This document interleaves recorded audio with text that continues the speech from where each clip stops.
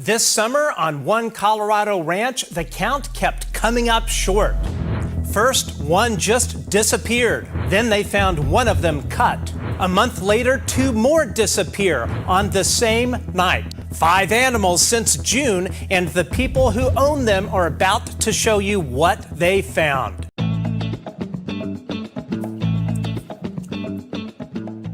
Everybody, welcome to the Good Trouble Show. I'm Matt Ford. For 60 years, ranchers out west have found their cattle cut up, missing, all kinds of stuff, along with UAP and UFOs showing up in those areas, along with this kind of stuff. It's really pretty crazy. Today, 2 of them show you exactly what they found on their own land in Colorado. Our question is whether it is tied to what people see in the skies. Please welcome Ben and Ashlee. How are you 2 doing? We're doing all right. Wish we were here under better circumstances. Yeah. Absolutely. Firstly, thank you for taking time out of your day to join us here. This is not a topic that I have ever covered on this show. Usually we stick to the nuts and bolts part of the whole UFO phenomenon and the whistleblowers, government, all that kind of stuff. But this is our first time to go into something that, frankly, I never in a million years thought I would cover. Yeah, we never thought so either. Exactly. So before we go any further, I want to just kind of ask you what you both are kind of want to keep private here. You don't want your last names out there, the name of your ranch and your company, correct? Correct, for the time being. Okay, I completely understand that. Are you afraid coming forward with what has occurred publicly for the first time? Yeah, I mean, there's a lot to it. I mean, it's who's gonna know at this point. I mean, this is what has really happened. I would never want this to happen. This isn't right. Just me or part of my wife. She's just taking care of our baby. Right. Me or my wife or the people I work with. This is not fun. We don't like this. Yeah. And to people who, in my opinion, are like willfully ignorant, it makes me sound crazy. But I can't deny what I found. Right. And we're going to get into that. And I want to tell the audience real quick how this came about. I was actually going to show you some photos here. A few months ago, I was out in Colorado and paid UFO researcher Robert Hastings a visit. We sat in his home for a few hours. So I know the area that you live in. I sort of misunderstood that you were actually Robert's next door neighbor, and kind of how that all got convoluted as Robert reached out to me, said, hey, you should know about what's going on with these folks nearby in that same valley. And so we began talking. I think it was about maybe a month and a half ago, 2 months ago. So just to clarify, because I misspoke on some of the social media posts advertising this episode, you are not Robert Hastings' next door neighbor. No. You're just a few miles away. Yeah. We are literally not very far. I was in contact with his neighbor because she was actually getting chicken boxes off of me. And we added each other on Facebook. And when I said something, she was like, you need to talk to my neighbor like right now, and gave me his number. And so I did call him. Yeah, he is a wonderful individual. He was actually, his book, UFOs and Nukes, if you haven't read it yet, he sent it to us. It's amazing. It's amazing. That was actually the book that got me into this entire topic after losing interest in it when I was like 9 years old. But I want to, one of the things I think is important for the viewers before we really get into the case is laying out exactly what the terrain is like. And I think the best way is I'm going to put up some photos here of my visit with Robert. Robert, of course, gave me permission, but let's see here. So that of course is Robert and I, and this is what on the west. This would be like the western part of Colorado, correct? Describe the valley that you're in. It's like it's south. Yeah, south. South and mostly. center of Colorado, like right in the middle of the Rockies. Okay, and this is Robert's home. Just Oh my gosh, I recognize that home. yeah. I'm sure there aren't many homes out. There aren't many homes out where you guys are out. That was when I was driving out there. Rural. We're very rural. Yeah, when I drove out to try and find Robert's place, it was I thought I was lost because there was virtually nothing out there. But so viewers at home, this really kind of gives you a taste of what the terrain is like, and this is exactly the terrain that your 5,000-acre ranch is on. Correct? Yeah, correct. Yes. Yeah, pretty much. So yeah, so there's just nothing around there. And so behind where I'm standing is a town. I'm not going to name it, but I'm guessing it's at the most a population of 800 people. It's just tiny. I doubt it. Yeah. Probably less than that. Yeah. Okay. So we'll get to that. Actually, we'll get to that. We'll get to that right now. Okay. So the very first mutilation that was ever made the press or cataloged is where you guys are living, in that immediate area. This was 1967, and this was what was the name of this? Skippy, I think, Snippy. right? Snippy. Snippy. Her name was Lady, but they called her Snippy. So Snippy, again, this was 1967. This was actually in one of the UAP reports. I'm blanking on it right now. But anyway, so this was a cow that you can see was cleanly cored just below the, probably just above the shoulder. And then all that was left was the skeleton. I mean, it's really pretty disturbing. But this whole thing was was in the news at the time. Again, I don't know much about the rancher, and to be honest, I didn't read too much on the case. I've been a bit behind this week. But this was the first known or talked about cattle mutilation. And there was all sorts of press about it because one of the things that I found out is in your particular valley, there are a high number of UAP UFO sightings, like very high. And Very high. And I can tell you specifically that this is something that the United States intelligence network, or whatever you want to call it, the IC, they are well aware of what has been going on there. They're also well aware of the number of sightings out there.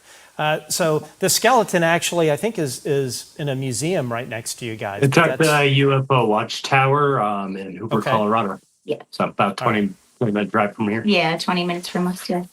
Okay, cool.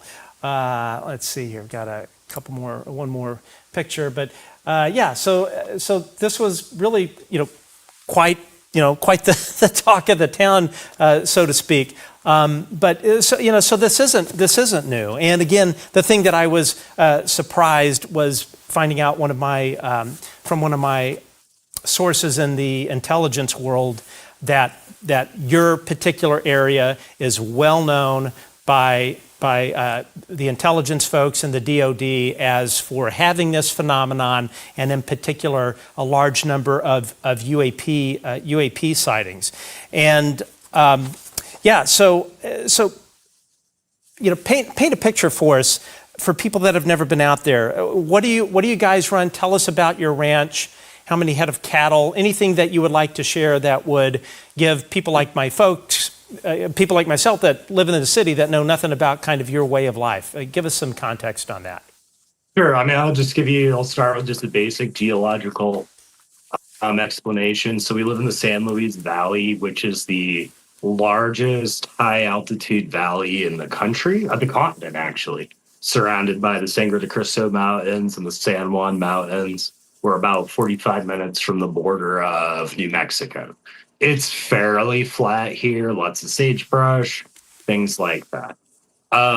So we do a lot of different stuff, to be totally honest. Like our personal family farm, we run pigs, we run dairy cows, goats, sheep.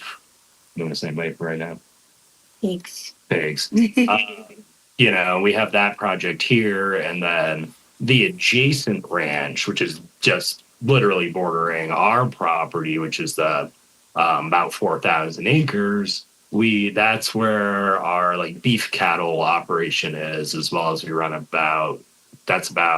up to what, like 35 head there. Yeah, about 50, 60 head of bison. I think we're just down to we did run yak there in the past, but we're kind of veering away from doing that and focusing more on beef and bison. Yeah. And Ben and Ashlee, no, I'm sorry, go ahead.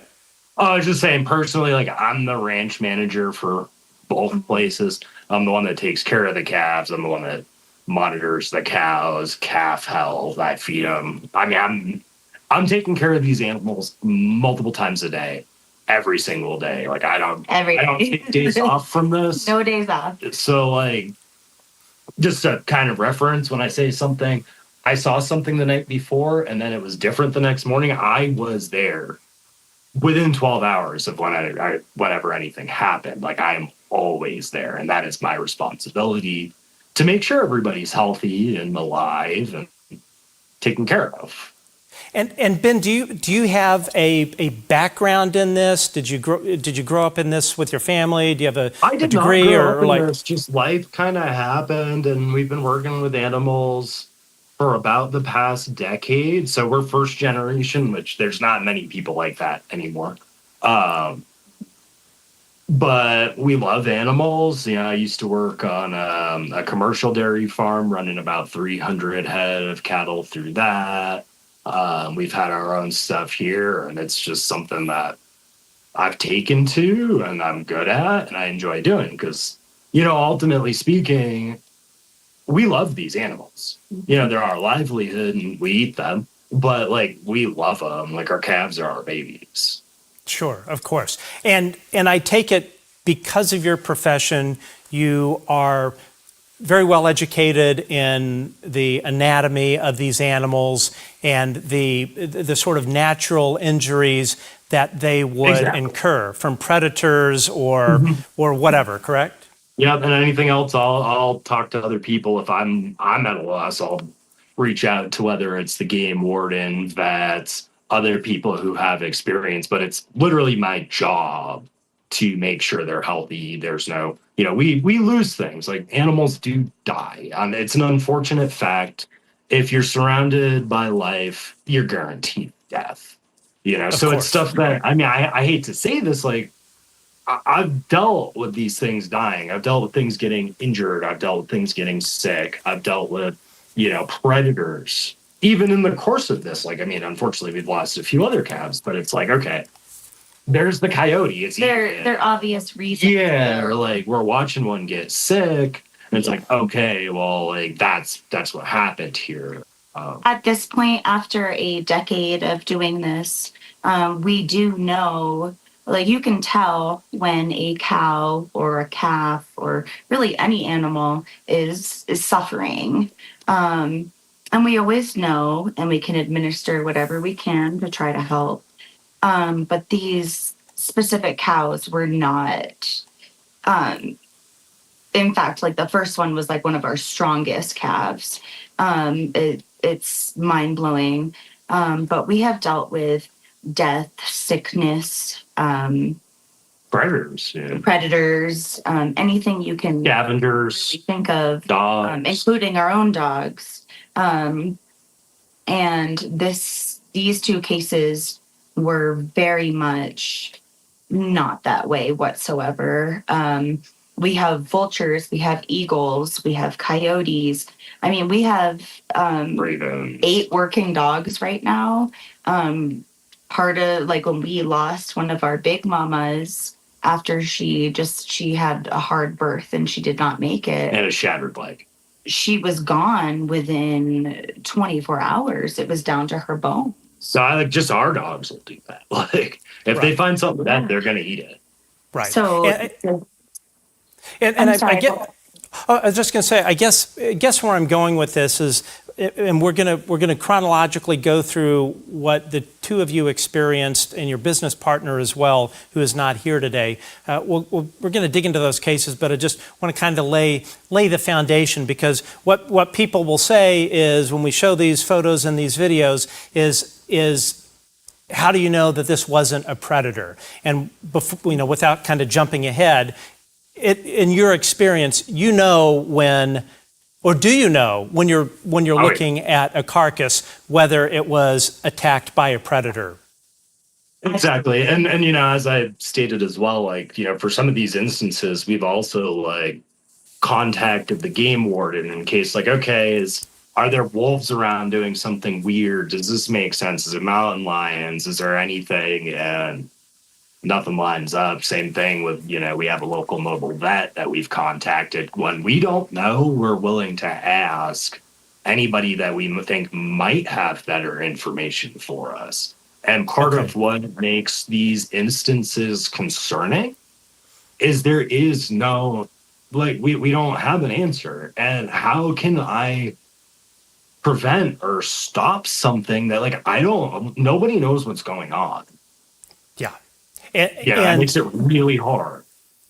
And give me an idea, like how much does one of these cows cost? Like when you lose one, just a rough number, how much money are you out?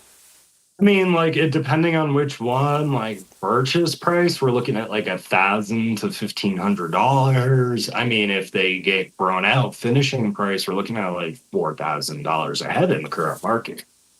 Okay. So like we're easily out 10, 20 grand, if not more at this point. So and it's a total of 5 that you have lost so far. Well, yeah, Okay. like just unexplained, either as you stated, either one of the mutilation instances or just vanished. Gone. Now, that's not something in like all our time. My partner has dealt with this once before. Unfortunately, he cannot make it because he had some meetings to attend today. This has happened on this ranch in the past, but it's not anything I have ever seen, and Yeah. other people have, but it's all the same story. It's the same exact stuff. No one's ever like, they won't talk about it unless they know, like, and then they're willing to actually tell you what happened. But I had never experienced anything like this, and this is, No. I mean, we've had plenty of UAP experiences out here since we moved here, but this is one that, like, I honestly, I hoped we never experienced. Of It's course. like, okay, I'm cool with seeing stuff and having some close encounters, but like, no, don't kill my stuff. Like, don't kill my family. Don't kill my animals. Like, Got it. And I want to touch on the UAP stuff because both of you actually have quite a history with that. But before we do that, Ashlee, you introduced me to another couple who wishes to stay anonymous. So I think we want to sort of be careful in terms of laying out any very specific things. But suffice it to say, you introduced me to this couple. They are an older couple that have been ranchers in that area for quite some time. Tell us a bit. Than us, yes. Yeah, so tell us a bit as far as what they have experienced. So I had posted online on a public forum asking for information, which I did end up deleting because people were not being so nice. But I did get messages from a certain family, many families actually, but their experience was that they had a cow that was mutilated in the same way as ours, but it was a mama cow, and the udders had also been cut off, and it was like surgically in a perfect circle cut off, and they would not talk about this. They would not tell anyone about this. The only reason they told me is that they felt safe, and I appreciate that. But this is not something that they have publicly talked about before. But yeah, it was the same thing, like eyes gone, tongue gone, anal cavity out, but the udders were actually completely cut off of this female cow. Excuse me. You were going to say something, Ben? Zach Okay. scratching my. Oh yeah, no problem. So as I mentioned, Robert Hastings was the one that reached out, said, "Hey, you need to talk to these folks. They are having anomalous experiences, and we're going to, again, we'll get to that in a minute." So we began speaking over the phone. I interviewed both of you extensively, sort of off the record, not knowing if you wanted to go public with this or not. But this particular couple that you put me in touch with, I'll just say, as an investigative journalist, I have spoken to a lot of folks, folks in the Pentagon, folks in the CIA and other areas, whistleblowers, and hearing your story, and then talking to this other couple, really two of the most compelling things I've ever heard. And what I think it's safe to say about this other couple who you described what they had gone for, or what had happened to them. In interviewing the husband and this older gentleman, this particular gentleman, he worked in the veterinary sciences, and Yes, he did. as part of his job in the veterinary sciences, he traveled that entire area, Yes, he and did. my question to him was how often does this happen? And both of them said, number one, nobody talks about it. The ranchers out there, and many of them have had these ranches for generations, they tend to be religiously very conservative.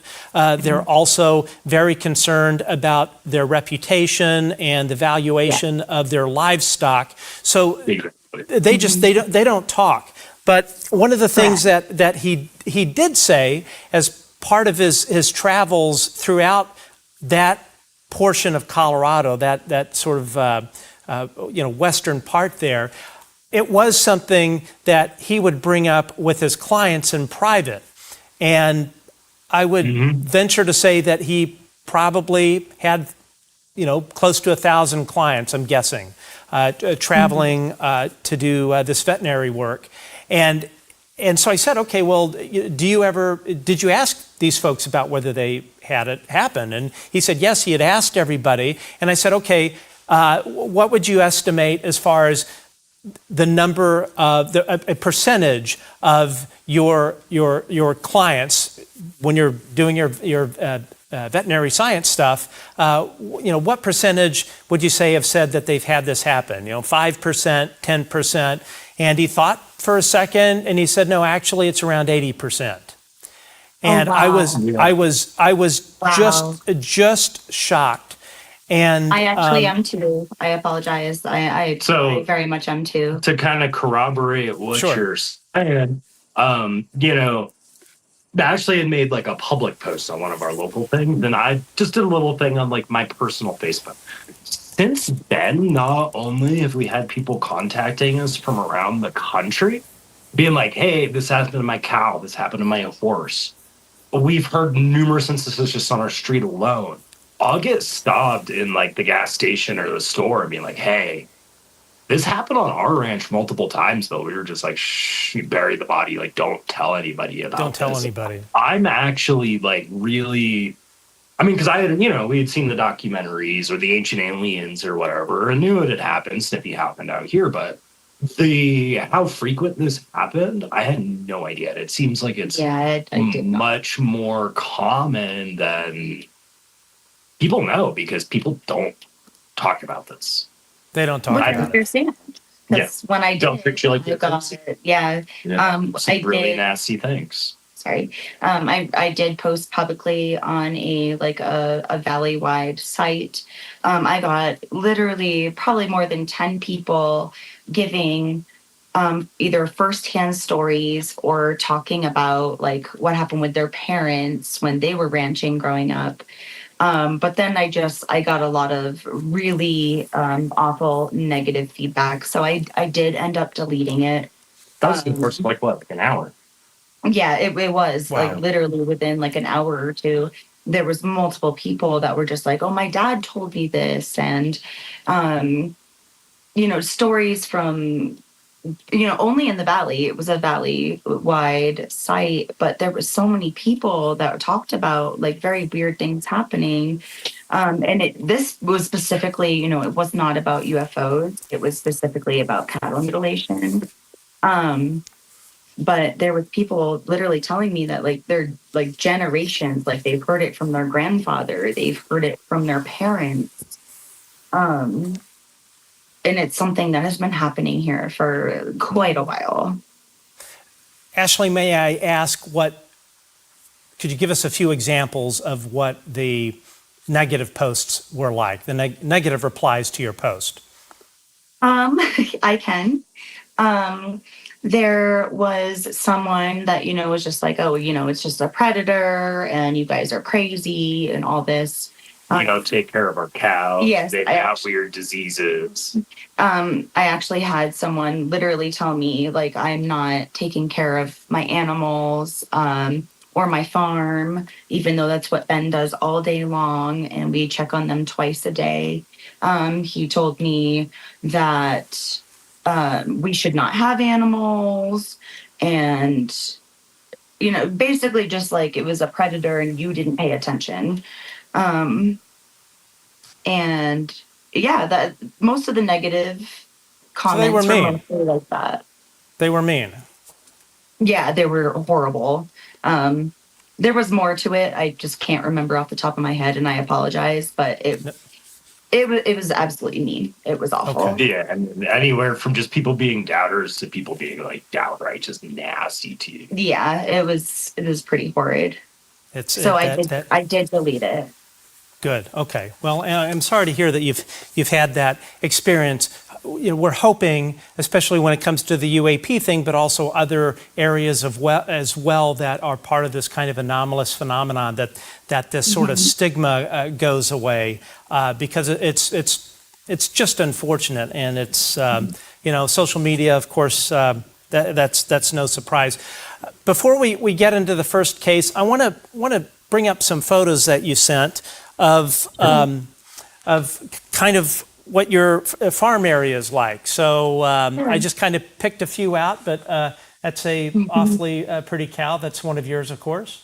Mm-hmm. It is, yes. That's Dipper. That's a dipper?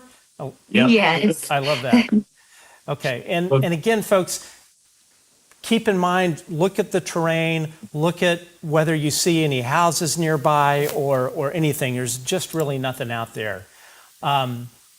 Beautiful cows. So there is a decent amount of vegetation. I seem to recall over at Robert's place there was less vegetation, but this is pretty typical. So there's quite an abundance of a natural food supply for the cows, correct? Yes. Yes. That one's a cutie. Who's that? He doesn't have a name. He's a Highlander. Yeah, he doesn't have a name. We posted and people gave him many names, but we did not pick one. Okay, and is that one of your ranch hands? Yep. He's one of our best. That's our son. Yes, that's our son. Love it. Okay, and so how I grew up in the city, in the suburbs, so this is all pretty foreign to me. How old are those cows, the ones that we're looking at here? Those cows, I mean, I'd say those ones are roughly a month old. If they're in that area, they're ones that are being bottle fed for whatever the reason is. Either the mama didn't take care of them, they came from a dairy farm, whatever. So those are still like babies on the bottle. So those are minimum less than 2 months old. Those ones in particular, I'd say are about a month old. And then you have some piggies there? Yep. Yes. Okay. All right. So So that gives us some context. Before we go into the mutilations, both of you have a history of UAP experiences, correct? Correct. And specifically since we moved here. Yes. Oh, really? I had none previously. Okay, I think I forgot that part of it. So maybe both of you share 1 to 2 of what you would say are your most significant experiences, things that you've seen, or maybe anything that your business partner who is not present, who has seen, anything like that you could share. I don't know all of his stories, but we will get to that when we talk about the mutilation. So my first experiences out here, to be honest, I did not believe. I was like, no way. And it was more just like what I thought could be a satellite, but then it would move throughout the sky. We have open skies out here, so we can see absolutely everything. And I honestly was in denial. But then there was one night, Ben and I were driving home. It was at night. I want to also say both sober because I feel like people need to know this. But we were driving down our road and we saw a weird light out in the field and next to our neighbors. And we were like, oh, what is that? And Ben slowed down. And within a minute, not even a minute, like a second, this light came to the driver's side of the door where Ben was. And it was, you could see the ball of light, but it made like a diamond shape. Like, yeah, like it was stretching out. And it was right there. And How big was we it? didn't know what to do. Bigger than the car? Yes. It was bigger than the car. Oh, yeah. Yes. Did it make any noise? It did not. Okay. We were silent. We were freaking out. We were freaking out. We were crying. I had goosebumps. I was crying. I did not know what was going on. And so it literally happened. It was there for a few seconds and then it was back out in the field. And you could see it kind of bouncing around this field. And we went home and we were pretty freaked out, obviously. We were convinced we were going that night. Yeah, like I thought I was. Yeah, we're like, all right, it's happening. Sure. Like, this is gonna happen. And then the next morning, we were like, let's go check it out. And there is a pivot there in that field, which does have a small light on it, but it was completely covered with straw bales. Like maybe 20 feet high, right? Yeah, like a giant pile of straw bales. Like there's no way we could have seen anything beyond that. And yeah, like I feel like we were just so scared. We didn't check like if we missed time. We didn't check anything. We were just like, oh my gosh, what's going on? We have to get the dog. Yeah, like that was our first thought. Like we need to get our dog. But like we both almost like knew something was gonna happen. And that was our first thought. Like we need to go get our dog. But it was right at the door and it was just basically like a ball of light, but like it shined like triangular up and it shined triangular down and kept appearing in different parts of the valley. Yeah, then it just was bouncing around, but it did come right up to our vehicle. Okay.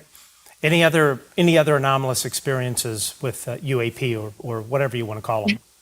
I mean, so out here, like it happens a lot. Sometimes it'll happen a couple times a month. Sometimes it won't happen for a few years. I'll just go on some basics, like seeing people with like a cigar-shaped thing flying next to your window that just disappears. Orbs in the sky. Kind of as Ashlee was explaining, what we call them is the drunken satellites. Yeah. Because it's like a satellite, but it's just going boop, boop, boop, boop, boop, boop, boop, and then they just disappear. One of our other more extreme instances, we were staying in a house, up by the mountains at the time. We were still building our home in wintertime. And we go outside, it's nighttime, and we see a light in the distance. I'm like, that doesn't look right. But we're looking at it, and I look at Ashlee, and I'm like, it's going to come right here. He did say that. Yeah. And then, lo and behold, it went right to us, and there was Right over us. This was like, this is even hard to like word because it makes me feel crazy just even saying this. It was this one scared me. Like a triangle of craft with a glowing light at the bottom, lights all around it. The glowing light at the bottom was spinning, and it just hovered over us for like, I don't know, maybe 10 to 30 seconds, and then just like light speed out of a movie, gone. How big was it?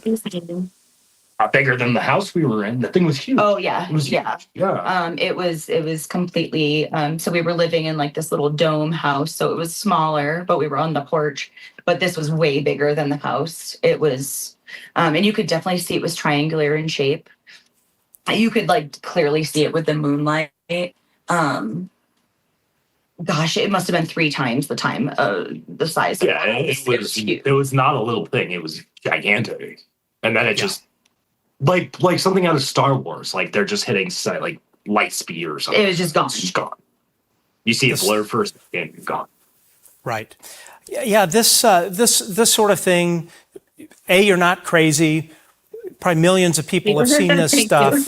I mean, I don't have to tell you you're not crazy, but all I mean by that is that this is not an uncommon thing. In terms of the UAP sightings, my best friend growing up, it was I think it was November of last year, called me up in a bit of a panic. And my best friend, he's an executive in a particular energy company, very high up, and went outside one morning in the suburbs. He lives out in the suburbs of Houston, and about a mile away from him is this underground natural gas storage facility that is considered critical infrastructure. It's not listed on anything. You can't look it up. You see it on the map. It's not labeled. And this thing's about a mile away from him. And he sees these 6 lights. This is, I think, around 6 in the morning. Sees these 6 lights above this facility as he's out in the backyard to let his dog out to go to the bathroom. And at first he thought it was, they were helicopters. And he said the next thing he knows, and he's also working on his private pilot's license, so he has an aviation background. Next thing he knows, 3 of those lights start coming directly towards him. And as it gets closer to his home, it is this giant triangular craft with 3 lights underneath. He said it was about the size of like a large business jet. He said it passed over him somewhere between 2,000 to 5,000 feet. It made this low humming noise. His dog was tracking it as it went directly overhead.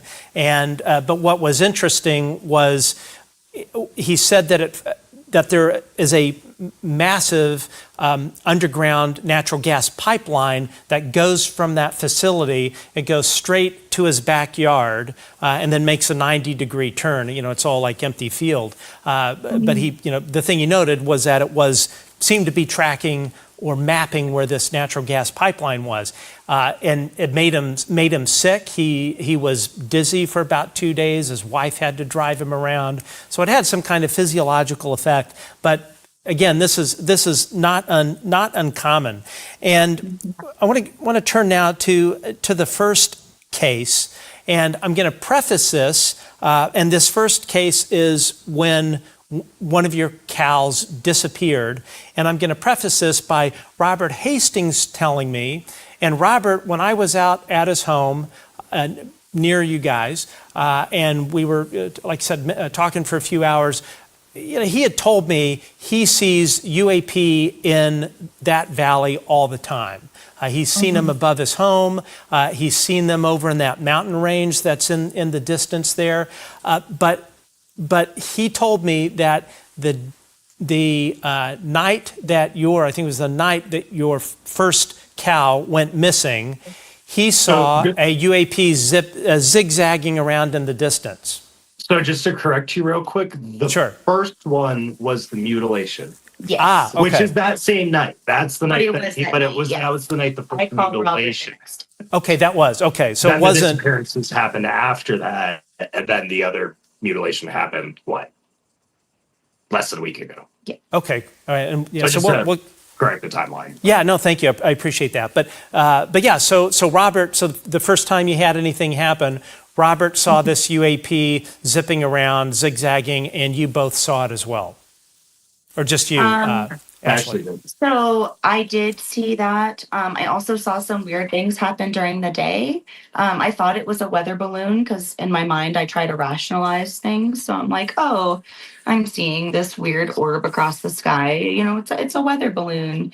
Um, but actually, multiple Black Hawk helicopters started going in that same direction. I want to say it was like 4 or 5 of them. It was like one of the that was the day it happened. one of the bigger groups going towards it. You know, I as much as I believe in certain things, I try to rationalize things in my mind, and so in that moment, I was just like, "Oh, that's going weird. It's moving weird. It's a weather balloon." Um, and then it was that night that not only did Robert see things in the sky, but that the first mutilation happened. Okay, so let's get to this mutilation here. First thing I'm going to do is bring up some stills of this. So this is the cow, healthy, right? I mean, you know what? I That's think when he was still alive. I mean, he was a good, strong Black Angus boy, no health problems. Yeah, he was one of our strongest calves. That's the only Okay. picture I had of him, but yeah, that's him. He's still up eating, being good. He actually Okay. died right over there, right there. Okay, and so next thing I'm going to do is play some video. Let's see here. See what this one is. Man, there's the black military choppers. So these are the helicopters that you Close to guys it. were seeing. Yep. Correct. Yes. Okay, and then next thing I'm going to do here is this is this footage is pretty disturbing. So folks at home, just be warned. This footage is pretty graphic. Yeah. Okay, so I'm gonna play this once with the audio, just so folks at home can hear what you're saying, and then I'll just kind of leave it up, and I'll turn the audio off so both of you can comment. But here's this one. So someone grabbed the stomach. And just kind of left it. And everything else is still right where I put it.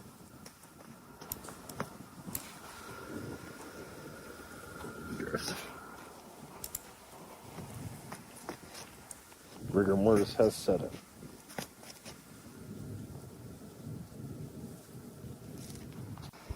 So someone grabbed the stomach and just kind of left it. And everything else is still right where I put it. Okay, so So someone grabbed the stomach and just kind of left. let's see. So I'm gonna probably kind of pause it in a few places here. Okay, so let's see. So how old was this cow? About 4 months old. Okay, and how much would you estimate this cow to weigh? 300 pounds. Yeah, I would say About that's would be my yeah. guess. He's pretty Okay. good. And you came across this the day after you saw it alive, or what was the sort of time period? Yeah, I mean, I was there the night before. Actually, late. Yeah, late I night. was there that evening. I found him the next morning. I don't know if you want to play the other video that I sent you. That's the one Yes. of when I found it. Okay, hold on. We'll play that. Yeah, I was there the night before, and And he actually, Ben had a late night that night, so he was actually there. Till 9:30. Okay, and let's see here. I think I have the sound turned down a little bit too much. Let me turn this up. It's still soft. Its tongue is gone. I'm going to restart this. Sure. So if you look, Look at how its eye is perfectly bored out. There's nothing ripped out. It's perfect. It's still soft. Its tongue is gone. Pretty much no blood.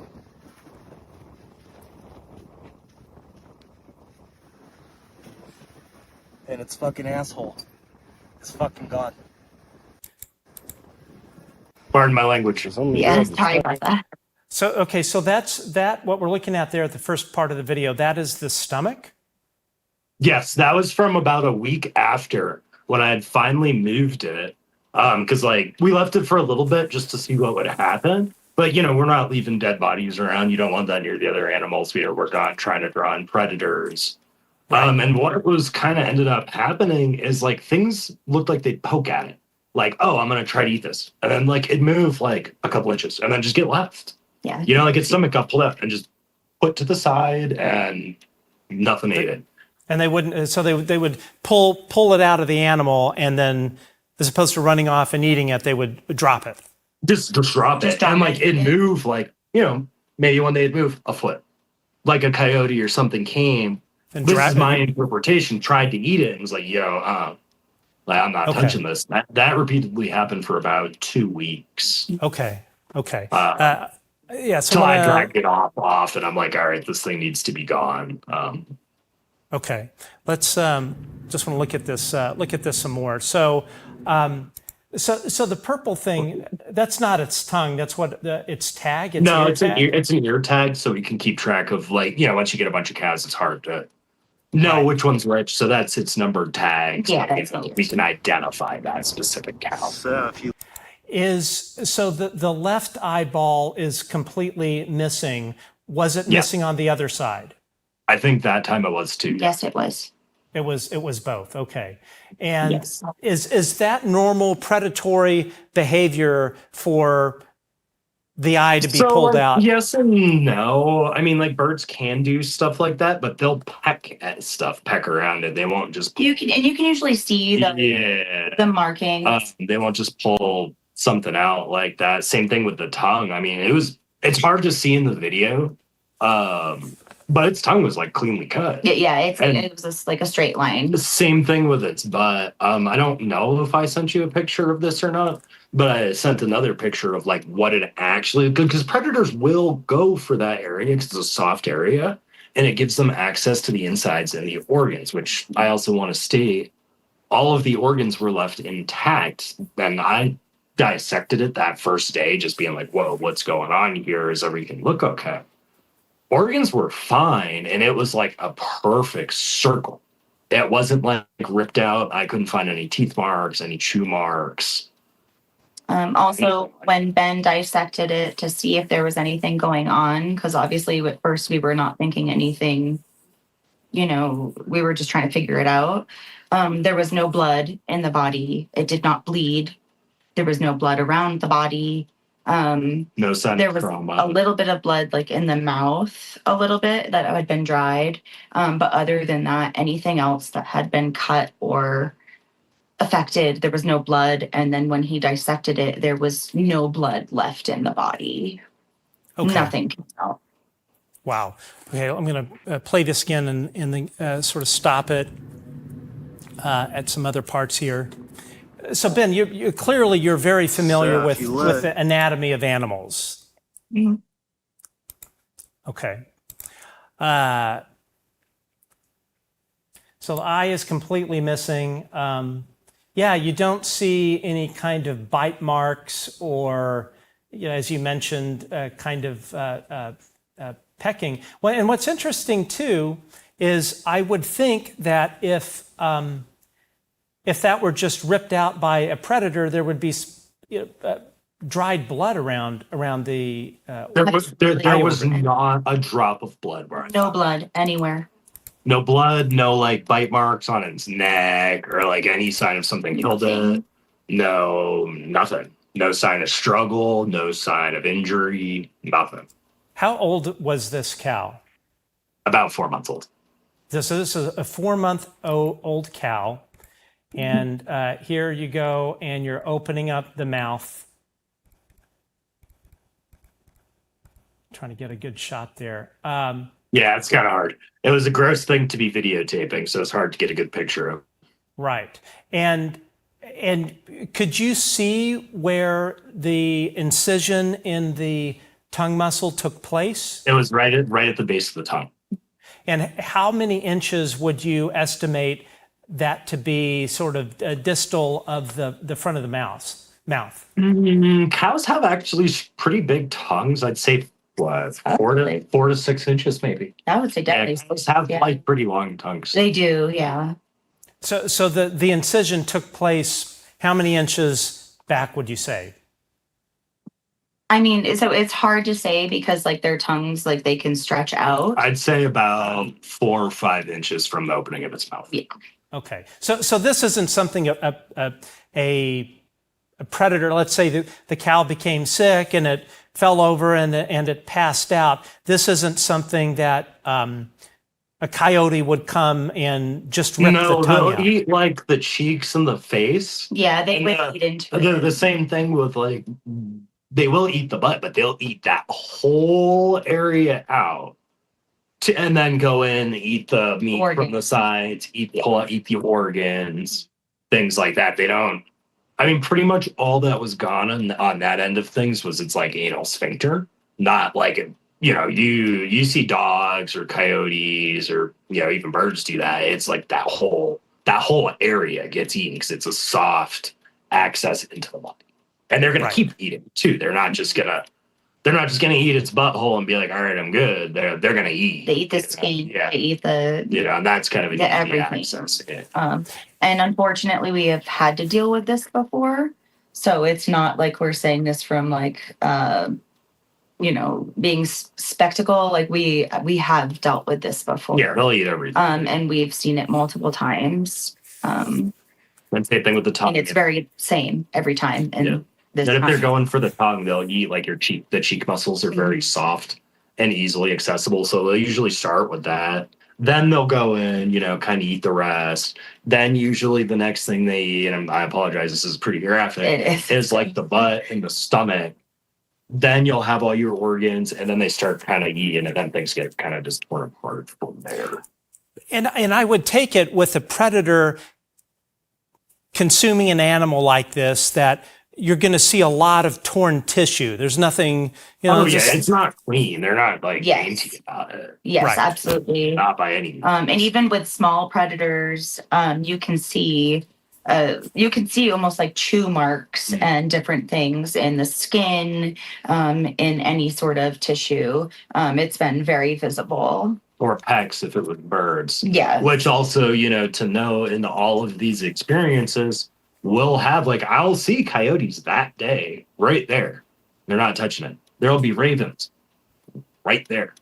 They're not touching it. Same thing. Like we have turkey vultures out here. They won't. They don't touch it. And even if something else dies, which unfortunately happens, they'll come right up. Give it 24 hours. Somebody's going to eat it. Somebody's going to take it away. And it's gone. And but it's down to the bone. They don't touch these. Wow. Okay. Let me. I'm going to just kind of go through this video a little bit more.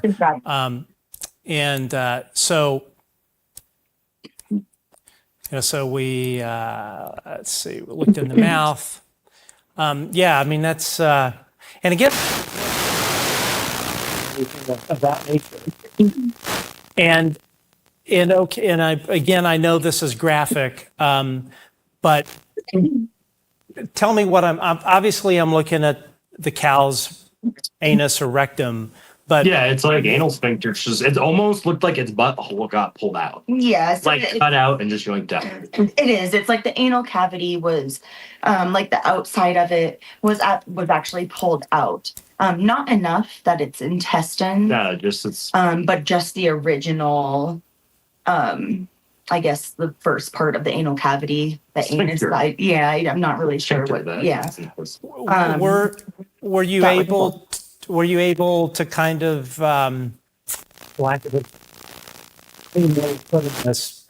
did you insert a finger or feel around to see if any of the internal structures were missing? Well, I cut this cow in particular. Yes. And you saw the later picture where its stomach was out. I cut it open, you know, to see, like, to essentially eviscerate it, to see was going what it on. looked like on the inside. Like, and its organs all looked totally fine. They were all intact. They were all still sitting right where they belonged. I did that myself. I mean, I'm the one that did that very shortly But after. there was no blood, Yes. which was It- weird. And But I you were didn't stick my saying, finger. okay, but you're saying that the rectum itself was removed. Yeah, that's what. Correct. Yeah. Pulled out, and I don't know if it was necessarily removed, but definitely a lot of that was pulled out. You can kind of see the remnants just kind of Yeah. back there. And again, that normal sort of predatory behavior. They're gonna keep eating. They'll eat that whole. They would just keep eating. Okay. They would eat okay. it. They would keep going. And I want to talk a little bit more because this also relates to the other mutilation as well. You were noting that predators are not approaching these animals, or there are a right couple, there. or sorry, go ahead. I'm sorry. Are any of them approaching, or there's only one or two? What is happening they'll to the approach carcass? it, but they don't touch it. You know? Okay. Like this last one, I didn't get a video of it. I didn't think of it. It was the same day I spoke to you. There were vultures flying 100 yards the other way, circling something. They weren't. There's a fresh dead body right there. They're not touching it.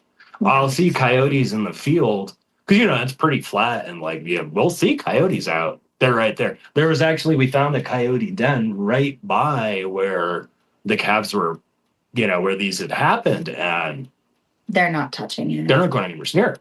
Same thing with the ravens. Like, there'll be ravens around, but they're not on land. There's no birds on the body. There's nothing pecking at it, and before I move it, I'll give it at least a handful of days just to be like, okay, well, what's going to happen if we leave this here? Nothing touches it. And I'll bring out, again, unfortunately, we've lost a couple other to known causes since then, and immediately. Same thing with the rigor mortis. It seems to take multiple days for rigor mortis to set in, whereas that'll usually happen overnight. Yeah. Usually if something dies that night, by the next morning, it's stiff. And these aren't. And what we saw in the video, that was early stages of rigor mortis, or rigor mortis had not set in? That was about a week later. It was just starting to get rigor mortis about a week later. So the first video was the same day I found it, and the other video was about a week later. And at that point, I wasn't really documenting. We had no intention of doing something like this. I was just like, oh, weird. Like, we kind of think we know what's going on. Like, let's confirm. And I think I sent those videos to you and some friends and stuff like that. But we were mostly just like, I'm pretty sure I know what's going on. But I hope that's not the case. I also will say we have 8 dogs, most of which are working dogs on our farm. And they, when we had a full 1,500-pound cow pass away, they took care of her. I hate to say it like that, in just a few days. If there's a dead body, they'll fight it. Yes, and they also will not touch these. They absolutely will not. Yeah. Did you see any? So this dead cow is there. What did you see in the way of? Did you see animal tracks approaching it, or no? Not aside from other cow tracks and my tracks. But that's it. And that one in particular was in a very sandy area. No, there was nothing. It was just fine one day and then that the next, Pretty much found it. I was feeding everybody. I rounded the corner. I saw the legs sticking out. And I'm like, hold on a second. What happened here? So let's say because we know there are really mentally very mentally ill people that are, say, like Satan worshipers or practicing some form of the occult.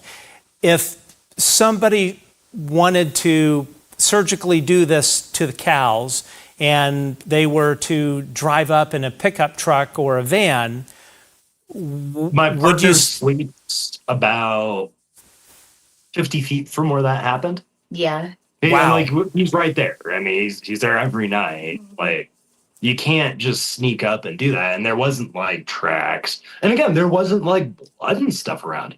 And I'm sorry, that calf, like you can't just kill a calf and expect it to just sit there. Yeah. Like they're not gonna let you just come take their eyes out. There's gonna be struggle. You know, as with any animal, like nobody wants to be cut apart alive. But there was no struggle. There was nothing, you know, he didn't see anything that night. There was no headlights. And if you're going to drive up, you would have had it driven right by his place, like directly by it. There's through a locked gate. Yeah, I mean, everything's locked gates. It's a locked gate. To drive up into there. I find that highly unlikely. Yeah. For one of us not to notice, you know. Sure. Because again, I was there at what, like 9 or 10 o'clock that night? Because I had a late night that night. You did have a late night that night, yeah. Wow. Okay. So Ben and Ashlee, we're going to get back to you in just a second. We're going to take a quick break. Real quick, folks. I want to stop here for just a second. We'll get to the cattle that just went up and were just gone, as well as the other mutilation. But hey, folks, if you're new to the show, if you're not subscribed, please hit that button. And then also, there's a little notification bell. YouTube has kind of changed some of their stuff in terms of notification. So when you subscribe, please go to the little notification bell and click all, I think is what it says. That way, when there is a new episode, you do receive a notification of it. Also, please give us a thumbs up. And then here's a part that YouTube is not telling you. They started shutting off notifications for channels, phone notifications, all that kind of stuff for people who subscribe but don't watch. So I think it's like something like if it's been a month since you've watched one of our shows, even though you may be subscribed, you're no longer going to get a notification. So that bell isn't enough. You have to actually show up and watch our show. And I know a lot of other YouTube channels way larger than us, they are experiencing the same thing.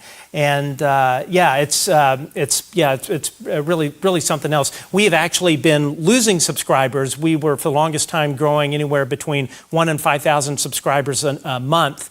And since that change has happened, we are actually losing subscribers because people don't know that we're putting shows out because it's been a while since they've watched. Please spread the word. We love bringing you great guests like this and tackling topics nobody else will tackle. And anyway, when you do all of that kind of stuff, it also sends signals to YouTube that says, hey, we should recommend the Good Trouble Show to people who don't know how that works. Also, you can find us on all the major podcasting platforms. Just search for the Good Trouble Show. And then very last thing, I promise, we have no sponsors. Peter Thiel is not paying for our show. I wish he were. Well, maybe not Peter Thiel. But anyway, we are completely partially self-funded and also funded by donors such as yourself, those of you that are financially supporting our channel. In the YouTube description, you can find a link to Patreon. And then also right now, if you are enjoying this show, Super Chats, you can make a Super Chat donation that we get most of that. And all of that goes to pay for the studio rent here in Los Angeles, which I can tell you is not cheap. And I think on Patreon, we're literally only getting about $200 a month. And this thing costs a few thousand at least to do this every month. So anyway, we would really appreciate, we need the financial support in order to keep doing this and to be able to have a studio to put this show on. Anyway, all of that stuff, it means the world to us. And we certainly appreciate it. Okay, so enough with that. So I guess Ashlee had enough of my pitch and walked out. So okay, so Ben, It's just you and I here. Okay, so She'll be back. June 20th. Walk us through what happens. A cow disappears, right? I think it was. Yeah. Do I have the date right? I think so. My notes are on my phone, so I can't double check, but roughly. So just to kind of explain a little bit, we've got about 3 main areas that we're functioning in. You know, one of which is like the nursery where we have our baby cows. Then we have the weaning area, which is where the mutilations have happened, where it's like they're not quite babies on bottles, but I still want them right there so that I can keep an eye on them. Weaning can be a stressful experience. So, you know, I just want to make sure everything's okay. And then from there, we bring everybody out into the field, you know, after a couple weeks of weaning and we know everybody's good to go. We bring them on out there. We had, at the time, maybe 10 or 12 out there. And we actually lost one to coyotes. Like, she got eaten, and I watched the coyote run away. And then we had one just vanish. We were both, you know, both my partner and I were like, okay, this is really weird. We didn't think too much of it. I mean, I searched. I didn't find blood. I didn't find bones. I didn't find a body. To this day, we never found that calf. Which is weird because everybody else that was there that we had with them, they were all still right there. They'd been out there for a couple weeks, you know, again, another healthy calf just kind of doing its thing, and it just vanished into thin air. And it definitely got us, you know, we were raising our eyebrows, but we try to be a bit skeptical. Like, you know, our first train of thought didn't connect the two instances. We just chalked it up as like, okay, this is kind of odd. You know, if somebody was coming, nobody knew they were there. It's in the middle of a 4,000 acre ranch, which for, you know, any of our viewers, just to kind of give you perspective, that's 6.5 square miles. Okay. You can't even see them from the road unless you know they're there and know how to get to them. Like you have no idea they're there. And is this fenced? Could it have wandered off into another ranch? Yeah, we're ranch? fully fenced with locked gates. Like we have like 4 or 5 strands of barbed wire going about 5 or 6 feet high. So no, there should not be any way that they can just wander off. I mean, we even. You know, granted, I am one of the neighbors. I mean, nothing showed up in my place. We talked to all the neighboring ranchers to see if they found anything. No one found a single thing, you know, and everybody else. And that's kind of another thing with the wandering off is cows are herd animals. They don't really just go wandering off by themselves. It's very unusual. Okay. So this thing just literally disappeared without a trace. Yeah, it's just there one day, gone the next. Okay. And did you reach out to the local sheriff or game warden at this point? Any official to say, hey, can you help us figure out? We did call the game warden because the only thing we were thinking, because there are wolves in Colorado, but there's none reported in our area, and even any wolves that are close by are smaller, lone female wolves. Because coyotes, like that one was more like a 300 or 400 pound calf. He was big, he was older. You know, so like a coyote's not just gonna drag it off into a hole. Like honestly, they probably couldn't have even dragged it through the fence if they really wanted to. Right. I don't think that's even possible. Same thing. There was no reports of mountain lions or anything like that. So yes, we did check in with the game warden on that one in particular. And did he have anything to say like, this is happening on another ranch, or did he offer any sort of possible explanation as to where the cow could have gone? No, he's just pretty much like, I don't know. It doesn't seem like any wild game. I'll let you know if I hear it. Right, and that was kind of it. So really not much help there. Correct. Okay, and let's see here. I've got a photo. So this was that was him. Okay, wow. Into the And how old was this again? That one was probably about 5 months old. Okay, okay. Yeah. So this thing was still it was a large cow. So Oh yeah, like you're not picking that thing up and putting it in the back of your car. Like that's not gonna happen. you have a business partner who wasn't able to join us today. What does your business partner think of all of this? Has he had any anomalous experiences himself or experiences with UAP or anything like that? So yes, he's had a lot of anomalous experiences himself, specifically on that property. Anywhere from seeing lines of light flying over him, which is confirmed by other neighbors. Like they'll call him a few days later and be like, "I don't want to sound crazy, but did you see this?" Two, there was actually another mutilation on the same property that happened in the exact same way before I had met him of a baby bull yak.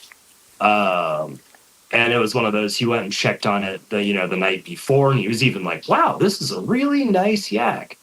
And then came back, and all the yak are gone. He couldn't find it, and it was right where he left it in mud, which is that's a significant factor. That time, he actually had the game warden come out again. He tried to do like a basic assessment. There was no blood. And he was like, okay, well, let me send this up to Denver to the main offices. And they thought that he either did something horribly wrong or was messing with him because the body that he sent them was not supposed to be possible. Yeah, like there, it was not. So like the authorities have been like taking these bodies before and tested them, which is also why like we don't push too hard. Like we'll call and ask some questions, but like we don't want to be the guys that are bugging the game warden, being like, "Hey, aliens or whatever's Right. are killing our cows," because then they're never going to answer our phone. Right. Yeah. So yeah, Ashlee, it has happened, and and when we get to the next mutilation, like I'll explain, like he had an anomalous experience the night it happens, Okay. and I showed up in the morning again. and that happened a week ago, correct? Correct. If not less, yeah. Okay. I want to talk before we get to that point. I want to talk about the other disappearance. Tell us about that. So the other two, and I sent you this. So these were two. That first one was like a bottle baby. He was very friendly. He was a good sized boy. But these were more like 500 or 600 pound calves. They were not friendly whatsoever. This is literally the picture I took as I was transporting him from one field to another. I dropped them off that night. The next morning, they were gone without a trace. And I dropped off other calves with them. Those calves were sitting right there. And we have searched. I forget how for over a month. Yeah. And I mean, I'll spend full days on a four-wheeler just going everywhere on the property. We've looked everywhere, binoculars, we've flown drones, we've asked the neighbors. And this is where, like, as the first disappearance, you're just like, But after that, we're like, because me and my partner were like, because, I mean, those calves were each like, we purchased them, not let alone any work we put into them for like $1,200 to $1,500 a piece. And this is when our eyebrows really started to go up, like, what is going on? We couldn't find an answer, and like we're getting like, what is happening? We're like, we keep trying to be like, well, was it this? We're like, well, it can't be that, and we're like, well. And to be clear, all of the pastures are completely fenced in, with barbed wire, with every sort of thing you could think of. Like there's no way they could have gotten out of the fence, and they're not getting anywhere. And they were even with other cows they'd been hanging out with for like the past couple weeks to a month, and then they were just gone. And we've never, even to this day, like pretty much every time I go out, into the ranch, I'm still looking, because it's like, I know I'm not gonna find anything at this point, but it's like, well, we still are looking for them. There should be at least a body or something. Things don't just disappear into thin air. And in that specific instance, it was literally me Ashlee knew because I told her, "Hey, I'm moving the cabs today," and my partner. Nobody else nobody else even knew they were there, and they were just there one day and gone the next. And There's no possible way that anyone could come in and steal them. There's no possible way that they could get out. no, those things aren't going to let you get near them if you try to take. Yeah, they were pretty wild ones too. But they still stayed with the herd for the most part, and then were just gone. And our the fencing is they cannot get out of the fencing. We had shut off even that part of that pasture. So just to make them easier to monitor, keep them contained. Yeah. And it's not like the gate was left open or anything like that, and it wandered off. Okay. No. And I was locked with a padlock. Okay. And only myself and my partner are the only ones who have keys to that as well. Okay. And again, this is all foreign to me because I grew up in the city. The fencing, can cows push underneath it and to get out, anything like that? And would cows even do that? It's barbed wire, so maybe if there was a tiny calf, but for a calf that size to try to go through that fence, they're gonna get cut in the process. That's kind of the point of barbed wire. Right. And bison can be a bit testy with fence lines for sure, but cattle aren't really. We've had cows at our specific home property for we've had them for 6 years. Mm-hmm. And unless the gate is opened, they've never once done that, And also, this specific pasture, any way that they would have gone out would have gone into any of the other pastures that are also closed off. Yeah, it was smack in the middle of the ranch. So we would have found them in the other pastures as well. They would have had to have traveled almost a mile to get off the ranch. One thing I always heard about, and I have no idea if this is true, is that at night, cows are standing up asleep, and you can just kind of walk up and tip one over. They're oblivious. No. That's not true. For one, they sleep laying down. If they're standing up, they're awake. And they're not going to let you just come up and push them. No, absolutely not. The whole cow tipping thing is an absolute myth. It's not real. Unless you run it over with a car and they don't see you coming or something extreme like that. But no, they don't just stand there and sleep. If they're standing there awake, and when they're laying down, they lay down. They're sleeping. Yeah. And when they are with the herd, if a predator is approaching like a wolf, does the entire herd react vocally or just one? Yeah, for sure. And then they'll kind of veer away. So one of the ones that we did lose to we're pretty sure coyotes, because we saw a coyote. Yeah. He was off a little ways, and then the rest of the herd, they were still right there, but they moved 100 yards away. All right, we don't want to be near this happening, and they just they stayed away. But even with that, they weren't running, and we saw when we went and checked on that calf, we watched the coyote run away. It was right there. And she was already half eaten. Yeah. She was pretty much down to her ribs. It was very obviously this thing was built to be a predator too. Yeah. Okay. Wow. Yeah, it's very, very sad. But of course, that's nature, right? Right there. So I want to talk about the what happened a week ago. Walk us through what happened prior to coming across this fifth cow. So first off, maybe a few days before that, I was standing on my porch, which faces to the south, which is the ranch is adjacent to that. And I see it's a very cloudy night. There's no stars in the sky at all. And then there's just one super bright light sitting below the clouds right over the ranch. And I'm oh, that doesn't look normal. And she came in and told me. Yeah, and then it turned bright red and then disappeared. And at that point, I was oh, crap. Because now we're having patterns at this point. It's not oh, this happened once. Now it's okay, I need to check the cows first thing in the morning. And I did. And everybody was fine. Everybody was accounted for. There were no issues. Then the morning of the most recent incident, I'm calling my partner to check in. And he's like, "Hey Ben, just like a heads up, like there was this weird bright light outside my camper for like just a second. Like I really think we need to go check. I need you to go check the cows, like, you know, when you get here in the morning." And I'm like, Yeah. blank. I think we're getting paranoid at this point. Like, I will say this was also it was on speakerphone. Yeah, she was sitting and next. I was sitting right there. So I was also a part of this conversation. But you know, and at I that did hear point, that. I was like, I mean, I think we're kind of losing our minds here. Like, there can't be no, that can't be the case. And then I show up, and he's off doing something else.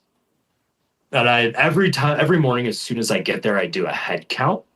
Like, okay, just to make sure everybody's there, I can see everybody's accounted for if anybody has an issue. And I'm like, okay, I saw there were supposed to be 3 black Angus and then 3 of our Jersey Brown Swiss Scouts. And I saw the 3 black Angus, but I only saw 2 of the Jerseys. Okay. I'm like, oh, problem. And then I see the legs sticking out. I'm like, oh man, here we go. And I went and checked on it, and lo and behold, again, I gone. This time it was only one. Tongue gone the same fashion. It's, you know, anal sphincter, same thing. But this time, the skin around its crotch was cut out. Perfectly in an oval. I think they sent you And again, pictures of that. no organs were touched. It was just the skin around its crotch. And I contacted you at that point, because at that point, like, that, it happened again.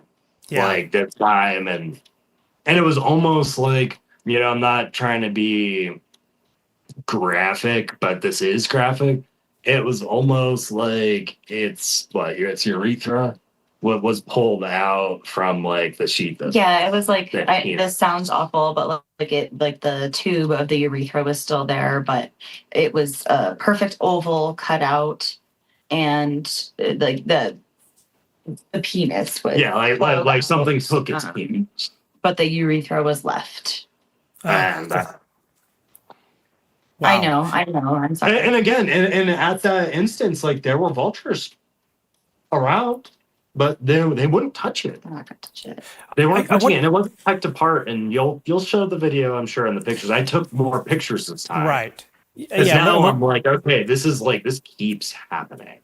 And we're going to get to the videos and the photos here in a second. I want to go back to your business partner. So what time of the night did he see this bright light outside of his window?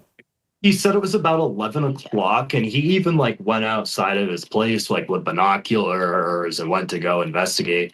And from the way he described it, it's like he looked out, there was a really bright light, and he kind of did like one of these, like, am I seeing things? And then it was gone. Okay. And he went outside and investigated, and he didn't see anything after that. He even called us like some of our other neighbors to be like, hey, did you just see that happening? He didn't tell us that night because we're usually in bed pretty early between our ranch duty and our kids. But he told me first thing the next morning. And he didn't hear any kind of commotion or screaming of the animal or anything like that? That's, you know, Nothing. to me, that's one of the weird parts is there is no commotion. There's no commotion, no. What he had told me was that he thought at first it was a headlight, but it was only one. And then it was like hovering over the ranch, basically. And it kind of like came up and hovered over the ranch. At first he thought it was like someone trespassing. And so was like investigating in that way. But when he told us the next morning, he said like, no, absolutely. Like he saw it move up and it was hovering over the ranch. And again, he went outside and like was checking around with binoculars, and there was nothing to be found. And I'm curious as well, and again, I'm just kind of pressure checking here. I would imagine in all of Colorado there are a great number of rattlesnakes. Is in that area, is that true? Could they, aside Not from particularly, they're usually more up towards like the edges of the mountains.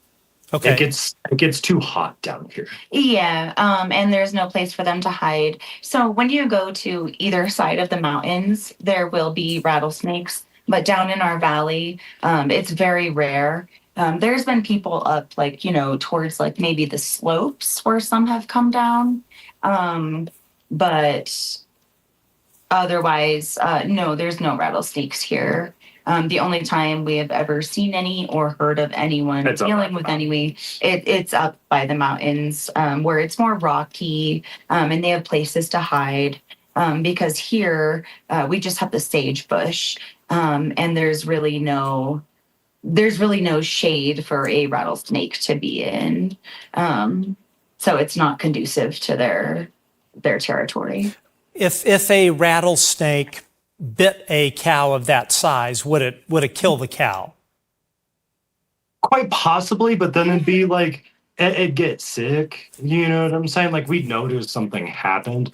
It's not like a rattlesnake is not like a instant death type of deal. Right. Like it could very well do that. It could very well kill it. Mhm. But that'd be like we come and then we find something that's like, this is sick. I mean, again, bite marks. I saw no, save those certain areas of damage. There was no damage. Okay. Except for Okay. those specific areas. Right. Understood. Okay. So we're going to play some of these videos. Some folks are donating in the super chat. Very much appreciate that. That's what allows us to bring you shows like we have today with what I think is one of the most compelling stories I've ever heard. Okay. So let's see here. I'm going to try and click on the right video. Hopefully this is the right one. And again, I'll play the audio here. Hey, here we go again.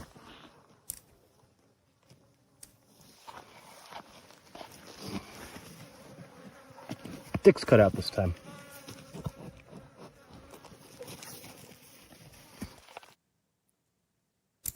Pardon my language. I'm in shock when I'm making these. That's okay. Hold on. Let me put this on loop here. I'm a one-man operation. There's no crew or anybody. I'm kind of like the guy that you would see with the xylophone on his thing and a drum on his back, and he's doing everything. So so that's why things are kind of rough.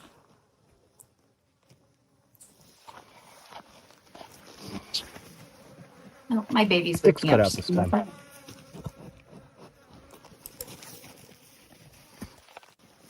Hey, here we go again. And this was how far? This Cut out was this time. this was how Same far away? area as the first one. And how far away is here this we go from the again. ranch house? Maybe 50 to 75 feet at most. Okay. All right. I'm just gonna kind of pause here and kind of step through it. So, yeah, I mean, it's just very, very sad. So, Yeah, it sucks. Yeah, it definitely sucks. and in this one, were the eyeballs missing from the orbit as well? Just the one that I could see, I didn't like pull. The other one seemed like it was still there, but I wasn't pulling it apart. Okay. And okay, so I take it that is the urethra on the bottom part? That's down on the bottom. Yep. And Yeah, it then- looks like it was literally pulled out because it's supposed to be up further. I don't know if Ben sent you the pictures as well, but the picture shows it much better Yeah, too. Okay.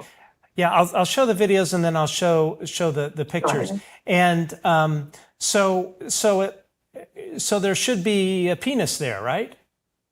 Correct. Yeah. Well, Okay. can you go? It's kind of hard to. A little more.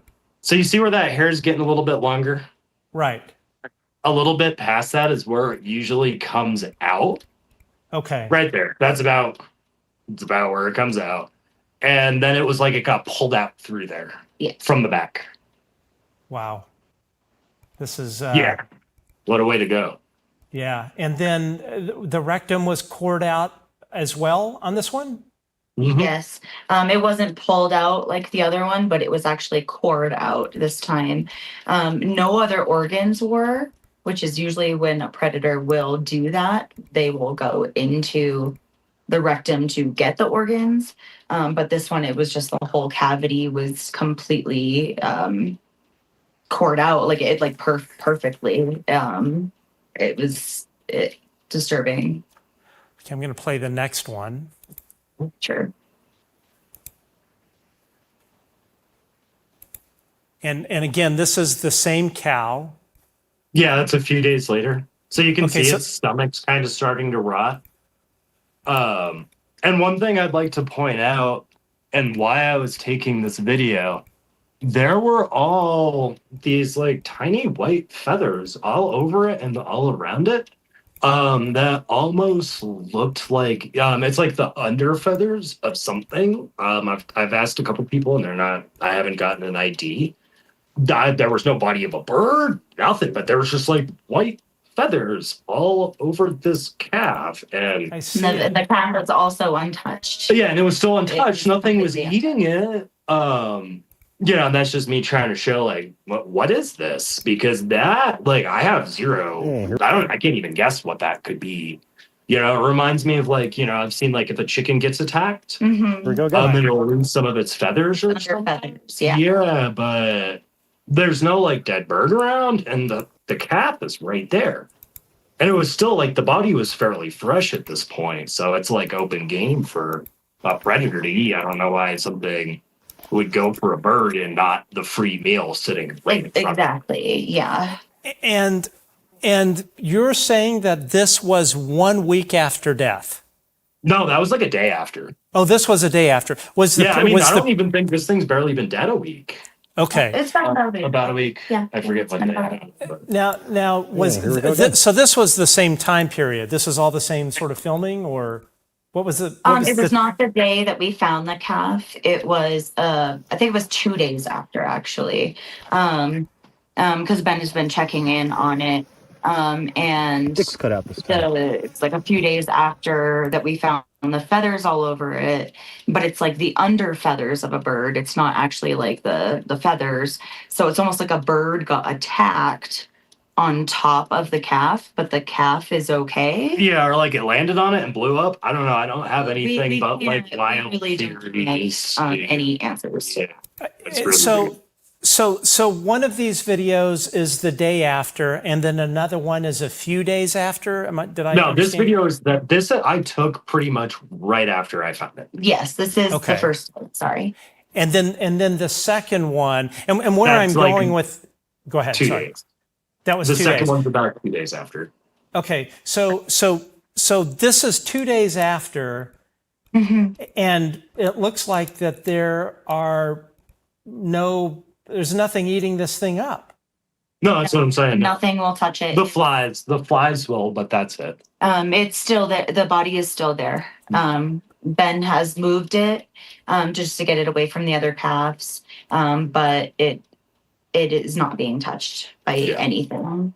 And I understand that, and I think you may have mentioned this earlier, that you've seen animals that have passed away from natural causes, and Many times, unfortunately. you know what that sort of rate of decomposition and rate of scavengers eating those sorts of things. You've seen that before. You know what is sort of a normal time frame. When I look at these things, and that one video's a few days later, I don't see much of a difference. You're saying that is not normal. No, it's not normal. It's like they do still decompose, kind of, but it's very, very slowly and normal than normal. You know, as you can see, as I was moving that one around, its legs are still like floppy. It's still got trying to think of the proper word. It has not had rigor mortis set into it. Whereas typically within like 6 to 12 hours, they're stiff. Okay. Did you notice any sort of change in the vegetation around where this happened? Any sort of burns on the ground or No, any sort of death of plants? Nothing of that sort. not that we noticed. I mean, the only other thing aside from the calves that I found was those weird feathers Yeah. just on and around the cap. And I looked around and they were nowhere else to be found. They were just specifically in that one area. Yeah. And other than that, everything was normal. You know, the other calves are like, you know, they're like, all right, we're not going near that. Yeah, they won't go. Nobody will go near these bodies too. This has also happened with the first one. None of the other animals will go near the body. So your working dogs or the other cows will not approach the body? They No. will not. No. And again, as I mentioned before, kind of graphic, but if my dogs find a chunk of an animal somewhere, they're gonna They will eat tear it it. apart and bring it home like immediately. Okay. Like it's And free, and you know, they're like, ooh, fresh meat. was there any sort of different odor or anything about them that could have scared the other animals away? Was there anything odd did it just smell like death or anything? Not particularly. It didn't smell like death at first, but then it just smelled like a normal body after a while. You know? Okay. So But let's. at least that I can perceive. Right. Yeah, dogs, different animals, they have a lot stronger different senses like scent and sight than we do. But from what I can perceive, it smelled. I mean, it's stinky like a dead body. Okay, let's look at. So you took quite a few photos. I'm going to bring these up now. I have 8 photos here. So I'm going to let you tell the viewer what we're looking at, and then you tell me when you're ready for me to move on to the next photo. So both of Sure. you, I mean, please. again, you know, this is a hard shot to get, but tongue cut out at the base, just like the other one. That's what we're looking here. Is I was trying to get a picture inside his mouth. And like a straight cut, it's hard to see, but it's not just like something that has like two marks at it. It's It is a straight, almost like forward it's cut cut. out. Okay. You can move over the next one if you'd like. That's I think that's a close up of one of the feathers, and there were a couple bigger feathers, but. Okay. Did you save any of the feathers? I might be able to have somebody look at those if you have any. No, but I can check when I go tonight. We could potentially find. Yeah, see if there's any left over there. Okay. Yeah, as you can see, its anal sphincter is gone. And this one was not necessarily just pulled out. It was actually, I don't know the word. Like, I want to say excavated, and I hate saying that, but that's the only word that comes to mind. This one was not pulled out. It was actually Cored out? Carved out. Yeah, kind of like it was cored out. Yes, correct. You know, so when did you look in the cavity, could you see any sort of serration that would indicate like a serrated knife or anything of that nature? No, it looked cleanly cut. Everything looks cleanly cut. Okay. Went about, I don't know, 2 inches deep. Okay. So to the right of the picture, I take it that is the urethra. Correct. Yes. And Yeah. there, from what I can tell, and from what I could see in the video, and then also looking at this photo, I don't see any other structures attached to it. It's clean. Yeah. It is. There's nothing. No blood, no nothing, no structure. Yeah. Were the cow's testicles removed as well? That's a steer, so yes, it was removed, but that was removed by me. Purposefully. Okay. So it did not have testicles at this time. I see. Okay. And this That's is another picture of how the feathers were all on the body. and remind me, the feather happened a few days later, correct? Yeah, a couple Correct. days later. Yeah, Couple and it days wasn't later. just one. There was like maybe 10 or 20 just on the body, all around the body. Okay. I mean, this. It hadn't moved an inch. It didn't move at all. I didn't see anything had been eaten it. Yeah, there's a close up of that. Yeah. That's As the you rectum. can see, It's a very clean. no, that's that's between its legs. That's not its butt. You can Oh, I see see. the Okay. urethra kind of hanging out there. And I don't know, is there a way you can zoom in a little bit? I don't know if that's too graphic. I don't. It's all right. But you can Yeah. see it's just like the flesh was removed in that area. Like cleanly. It's not like torn out or chewn out. It's it's just a oval removed. cut Yeah. around where the penis was, and then it was cleanly removed from the urethra, and that is the urethra, that little cord thing. Yeah, and it's And all the organs you can see right there. Everything else was all just sitting there, like nothing else was being touched.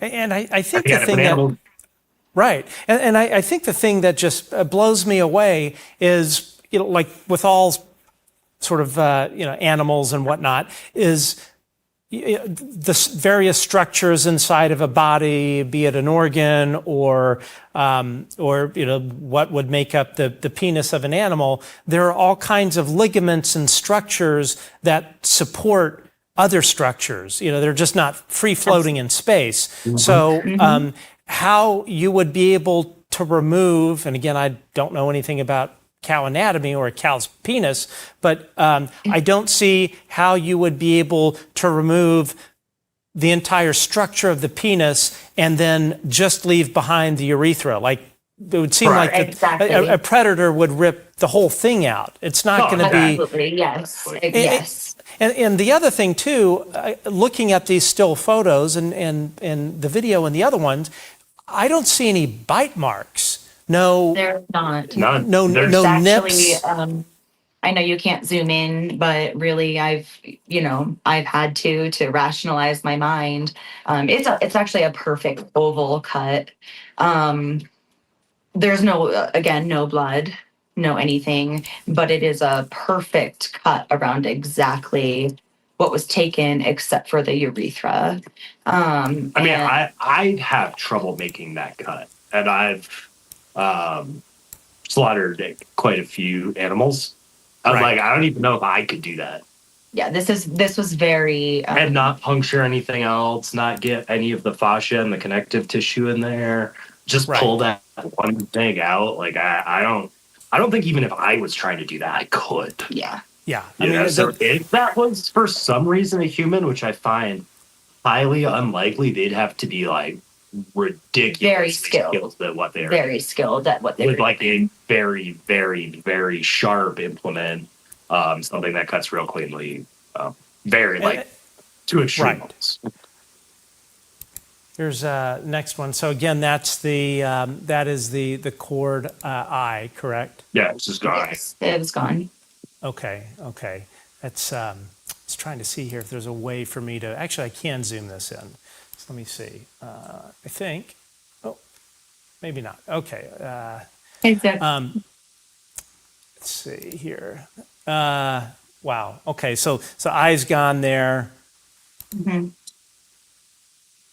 That was another one of the feathers I'd found. So if you see kind of at the base of the feather, I think that's like that under feather, which is the white. And then I found a couple of feathers like that, trying to see if I could get an idea on what bird it was. Yeah. Like I still can't. I can't figure it out. I've talked to a couple people. They're unsure. But I'll check tonight when I go over. If I see anything, we can figure out sending you one or something. Yeah, this is just. I mean, it's disturbing. And the other thing, like when you look at that one photo where the penis has been removed, and it's a clean incision. It's not like a jagged edge, like where somebody's putting in a knife and pulling the skin, so there's some tension and then cutting, and then you have an irregular circumference of the incision. It's perfectly round. So, like, if this animal were sitting in a vet's office on a surgical table and had surgical lights where they could see what they're doing and all of that, I could see maybe how that could be done. I don't know. But out in the middle of a field with something of that precision in the middle of the night, I mean, it's just common sense when you look at this that these are not predators and these are not, some hunter out there wanting to some part of a cow, which I can't imagine. I mean, Why? frankly, you'd have to be an idiot to think that it's any of those explanations. Yeah, like Am I- why? Exactly. Yeah, Right. why would I've had some people be like, oh, well, maybe it was the government, but like they could just buy cows and Right. take them. Why- Like, why would they do that? Why would they do it to our cows? Like, Well, Make any sense. and the other thing, and I have heard that theory from say, like it's the FDA that is going and pulling cattle all across the country to maybe look for genetic damage from previous nuclear testing, et cetera, and they don't want to alarm the public, so they sort of take these things out in the middle of the night. If that's all you ever heard about and just cows disappearing and never coming back, I would be like, yeah, unlikely, but I could kind of see that. But why would the government take a cow and do what it's going to do to it and then put it back on the ground? Right. exactly. It just makes no exactly. sense. I mean, if you they're just trying to be discreet, why would they leave so many questions that don't? Yeah, I- it doesn't make sense. it literally makes no sense. Yeah, I'm just really blown away. So we have some too. audience. Go ahead. Sorry. Oh, I just said me too.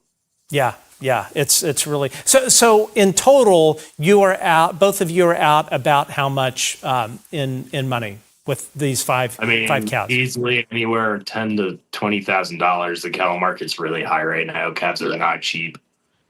Like that's a good chunk of money. And another thing that I thought was fascinating that I remember you telling me, these were all males. No females were taken, correct?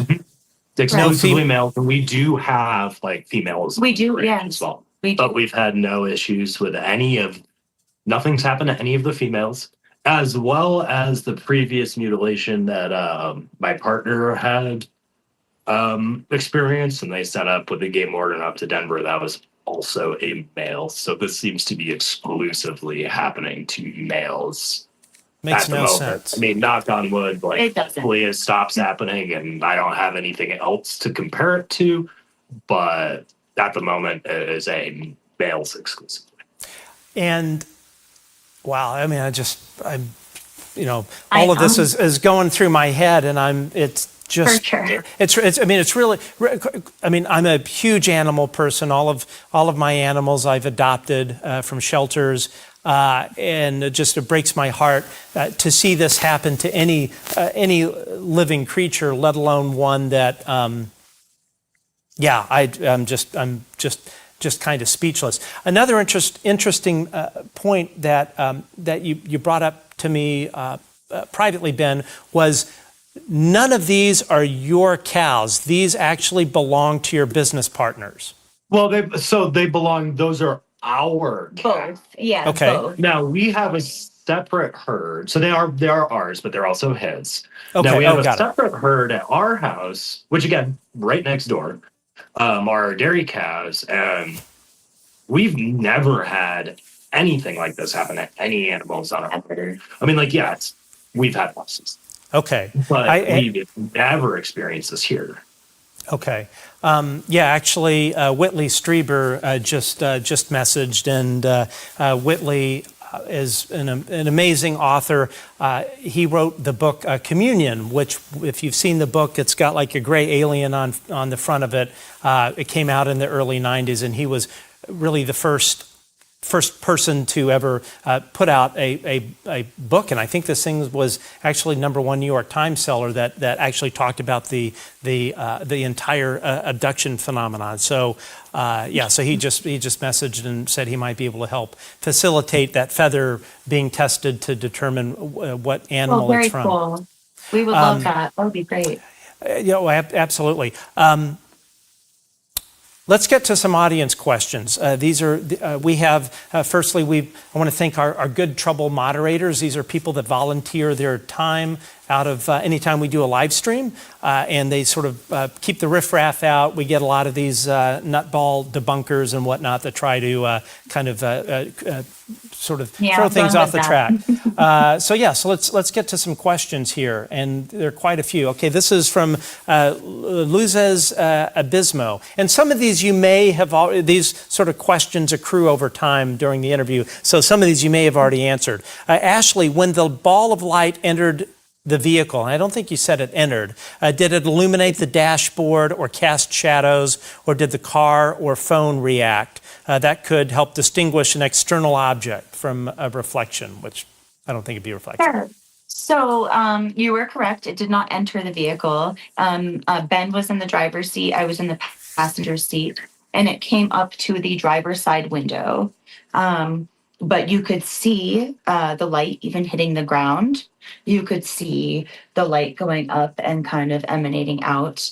There really was nothing more than that, and it was just it was more seconds than I think we think. Like it actually, like it felt like we were both looking at it, and like I remember being like, "Oh my god!" But it did not come into the car. It was just outside, and then that was the place we drove to the next day. That actually had a ball or a wall of straw bales. So there wouldn't have been able to have been a light coming in. A reflection or something of that nature. Correct. Right. Yeah. Yeah. Okay. There was no light inside our vehicle. It was very specifically bright outside. It made that like diamond shaped of Something. something. Yeah. Right. But it did not come inside the vehicle. There was no reflection. There was no shadow. There was no nothing. It was just that. And your cell phone didn't drain, or you didn't hear static or anything like that? So to be honest, we were Wasn't so incredibly I don't even want to say amazed, because we were like scared, but also just like in this weird, like, what is happening? We did not check. We've been asked this before. We did not check the time. We did not check anything. Our vehicle was still running. We pulled over once we saw the light bouncing around. And so the vehicle was still running, but we did not check clocks. We did not check cell phones. Okay. We were preoccupied. Yeah. Yeah, I can imagine. Incredible. We were not worried about that. Of course. Okay. This is from Jesper Peterson, 2649. Question: do they live near a military base, or have they seen any military activity in the area? Yes. There's quite a few, some official, some unofficial, but everybody knows they're there. Air Force bases as well as military bases. Mm-hmm. National Okay. Guard's not too far away. Plus, another factor that popped in my head earlier is the San Luis Valley is sitting on top of the largest system of aquifers in North America. Really? Yes. Interesting. So we have we feed water to most of the country. There's miles and miles. It looks like a desert when you look at the picture, but there's miles and miles of water running underneath us. So there's also lots of very important natural resources here. Okay, this is from one of our channel members, Shelley Montgomery, 3489. Has anyone approached the both of you to buy your land? No. No. Okay. Another question from Shelley Montgomery is a really a good one. Did either of you experience, or your business partner experience, any kind of paranormal activity in the home, in and around the home? Any kind of poltergeist activity, banging on walls, anything like that? No, it was very it would have been a day like any other day, Okay. but it wasn't, except this thing. Yeah, no, none of us have experienced. Aside from seeing UAPs or lights in the distance or something. But yeah, no poltergeist incident. Yeah. Okay. Again, from Shelley, Matt, I thank you for even discussing any of this. I'm merely the messenger and the talk show host. It's the thanks really go to both Ben and Ashlee here for having the courage to go public with this. As we mentioned, there's obviously a tremendous amount of pressure justified or not, that these ranchers feel to not bring this out, not talk about it even amongst themselves, let alone coming on a show like this. So I'm very, very appreciative of that. So thank you, Shelley. Another one from Shelley Montgomery. Curious if longitude, latitude of known mutilations has been mapped. That's a really good question. I have no idea. It is. It is good. My guess is, I mean, our place, the mutilations happen like right at the same area, so they'd be essentially the same latitude and longitude. We definitely could do that. We to, could like, do mark that, it. but Absolutely. part of the problem is, and this is something that, you know, we discussed at the beginning of the show, is people aren't reporting. So the data is not being openly shared because most people that this happens to, like, they don't talk about, most people don't even talk about it to their own families. Yeah. So it's really hard to map and study a phenomenon that People are afraid to don't talk want to say anything about. Like, they don't want you to know that this happened to them. Right. Yeah, no, 100%. Stargazer 4625, great content, great guest. Thank you very much for that. Polar Ellipse, would love if Matt asked if rattlesnakes are frequent on the farm. We actually asked that question earlier, and the answer is no. Correct. Let's see here. I think we may have gotten through all of the questions. You know, I'm grateful for both of you being willing to come on this show, discuss this really kind of taboo topic.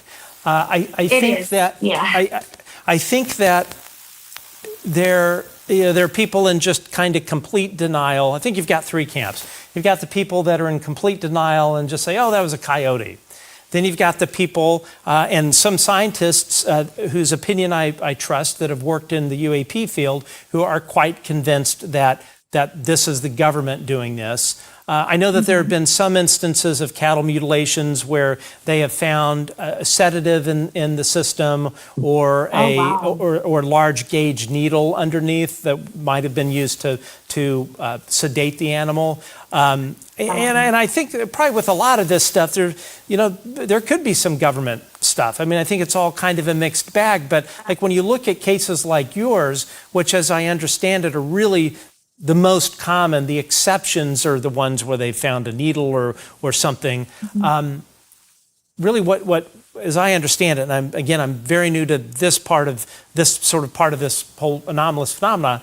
You don't really see any kind of natural explanation for any of this, nor do you see any man-made explanation for this. The fact that all of this is happening over a very short period of time in the middle of the night you're not hearing any helicopters, you're not seeing any vans or cars. This whole area is completely locked up, as you've seen, as the viewers have seen from the photos that I showed of what the area is like. There's nothing out there, and I have been in your valley. Almost every single time the helicopters show up, either the next day, the day after, never during, but they always after. But they do, and it'll usually be like the Blackhawks. It'll be like 5 that will fly over. And is that normal? So you're saying that's not normal for them to fly over your ranch? No. They'll like fly on an occasion. Like, there's a lot of air activity, and since the valley is so open, you can see a lot of stuff, but they fly directly over.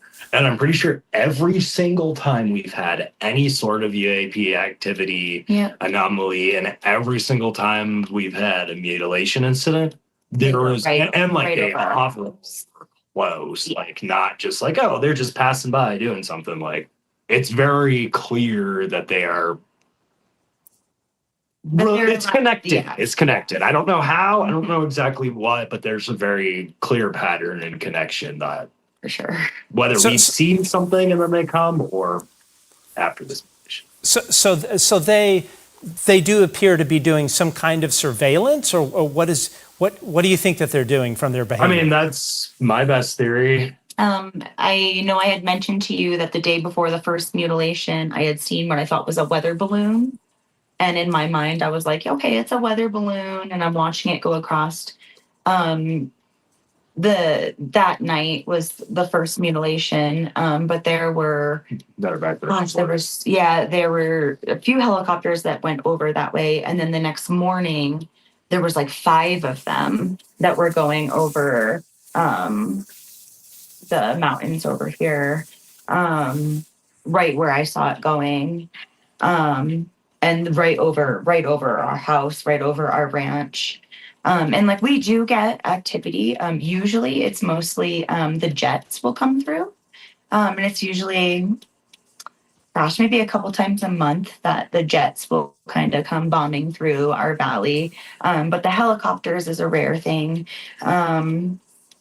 And for it to happen specifically both times was just it's hard not to think that it's a coincidence. It's a pattern. Of course, like my rational mind is like, no, it was just. There were sights. There were sightseeing. They were looking. Huh? It feels like an investigation. It does. Yeah. It does. We can't confirm that one way or the other. But they are definitely military helicopters, not like search and rescue. Yes, not search and rescue. It's definitely military. And you have not had any sort of stranger come up, like appeared like a government official just coming up, and no weird sort of interactions with somebody that just didn't feel right? No, I don't think so. We're pretty busy on the farm. I can imagine. So, to kind of wrap this stuff up here. Sure. After these 5 incidents, I'm going to ask each of you individually, so you can give your, so if both of you are not in alignment on what you think, but it'd be interesting. Ben, what do you after these 5 incidents? What do you think is behind this? I don't know. That's kind of the problem. Is I don't know. What is your hunch? My hunch. I mean, whether it's extraterrestrial, ghost spirits, what's the cryptids? Like, I have no idea, and I can't think of a reasoning for anything to want to do this. Like, I can't think of a logical reason why they'd say it was aliens. Like, why? Or if it's some chupacabra or something, like why is it doing that? Like, it just doesn't make sense. Ashlee, what's your take?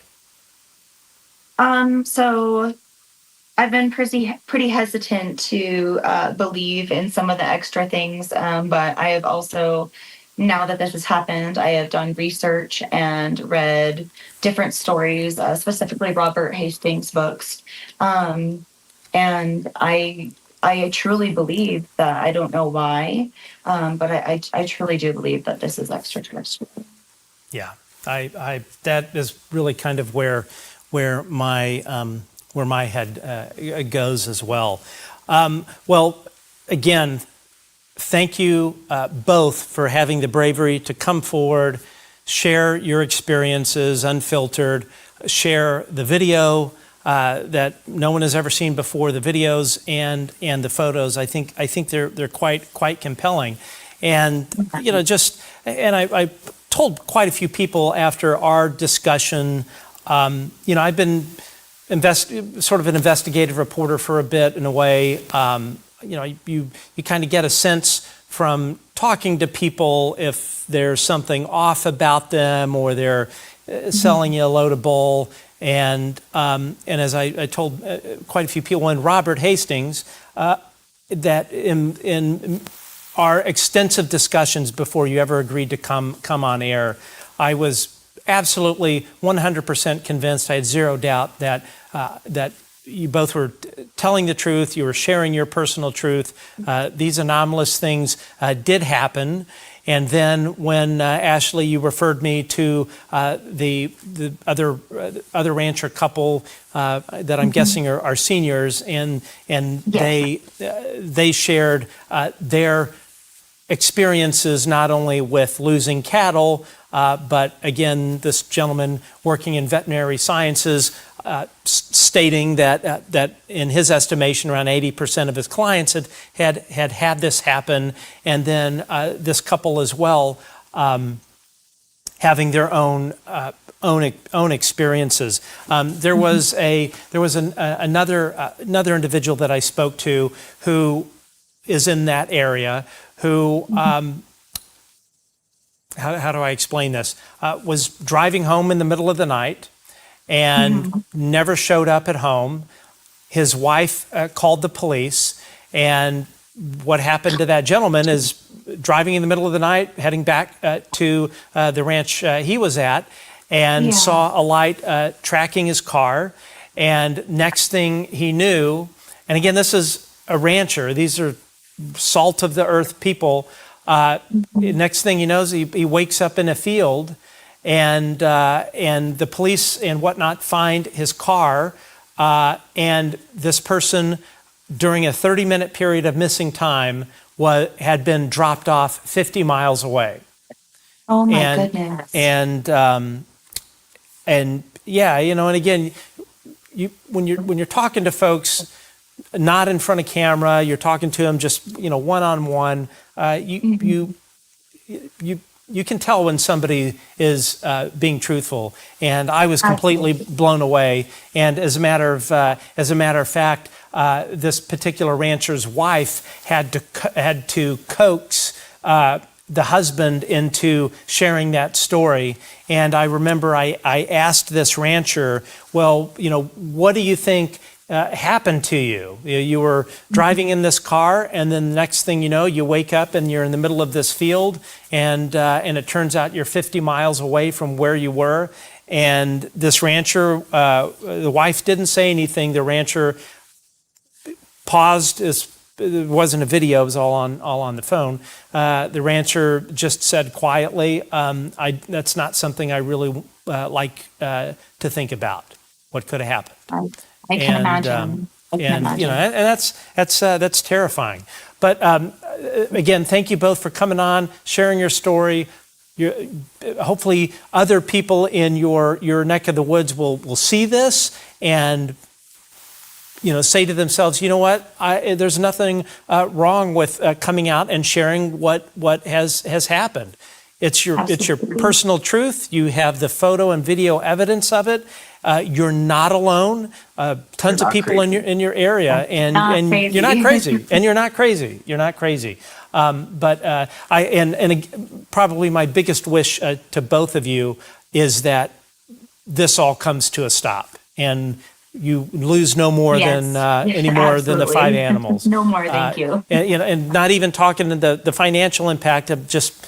We don't want to see these kinds of things happen to God's creatures. So exactly. Anyway, thank you both for your time. I know it's been a bit long, but really appreciate you coming on the show. So thank you very much. All right, Thank you so much, man. Looking forward to staying in touch. Okay, Ashlee and Ben. It's again you look at the evidence. You look at. Obviously, these folks are probably two of the most compelling witnesses to anything I've ever encountered as far as being an investigative reporter, talk show host, or whatever you want to call me, looking into this nutty stuff. But it doesn't take a rocket scientist to watch these folks, and it is crystal clear they're not making this shit up. They have the videos to prove it. They have the photos to prove it. The same thing as their business partner has experienced all of this as well. And I think what's really fascinating, because for me this is a new sort of part of this whole mystery that I've never really looked into. And I've never really kind of had any sort of thoughts one way or the other, or what it was, if it was natural causes, predators, or government, or somebody from a freaking Satan cult coming and cutting things up. But when you listen to their account of everything that has happened, both the 3 animals that just flat out disappeared, and then the 2 animals that had the same sort of kind of cuts or removals of organs or structures on their bodies.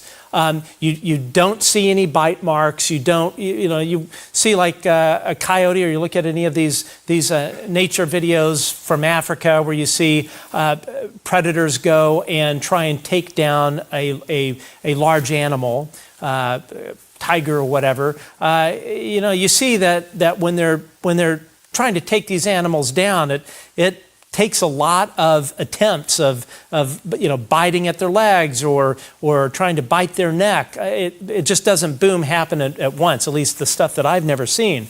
And when you look at these cows, there are no bite marks. You don't see any dried blood around any of the organs that were removed, the eyeballs, the penis, the rectum.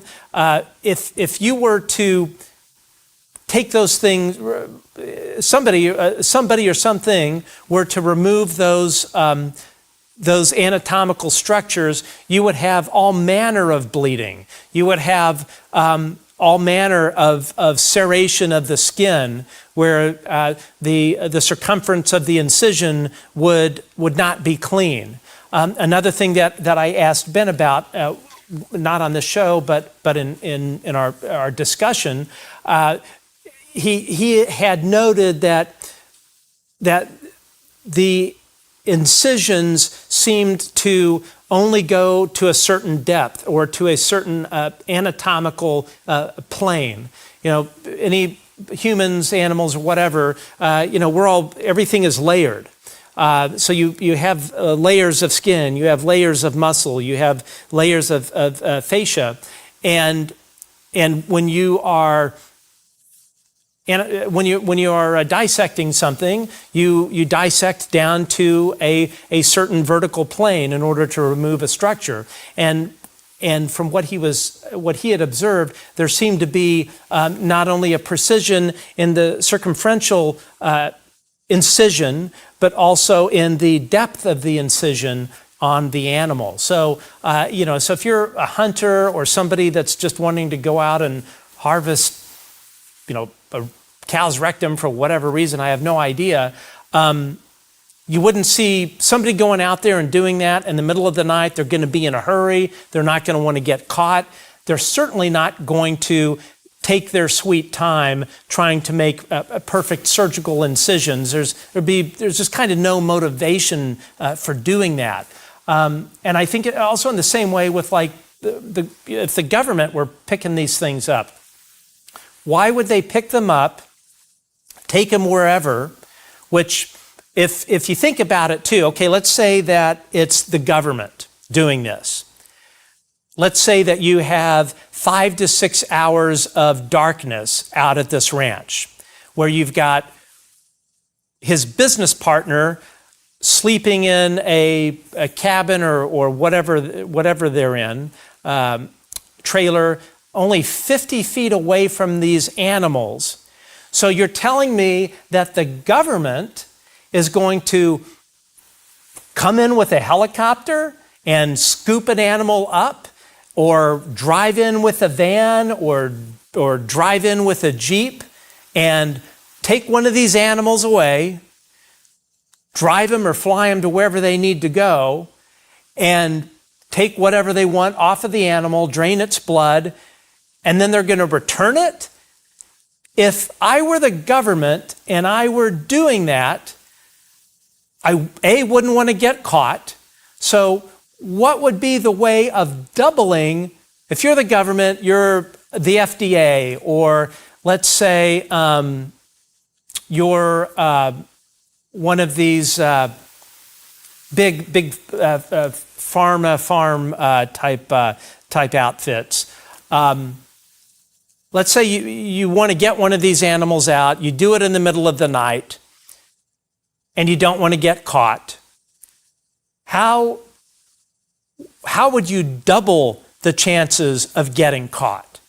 The answer is simple. The way you double the chances of getting caught is you return to the scene of the crime with whatever mode of transportation you're using, and you drop the animal back off.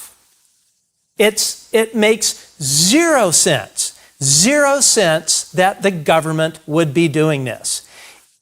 It's illogical. I don't see any sort of logical explanation as to how it could be the government. Now, as I understand it, Colm Kelleher and some others that were working in OSAP did look into this. And as I mentioned, I think there were a few cases where there was a syringe left, a large gauge needle, and I think some of them, they did find some kind of sedative, maybe in those cases, but there's no way you can tell me, Colm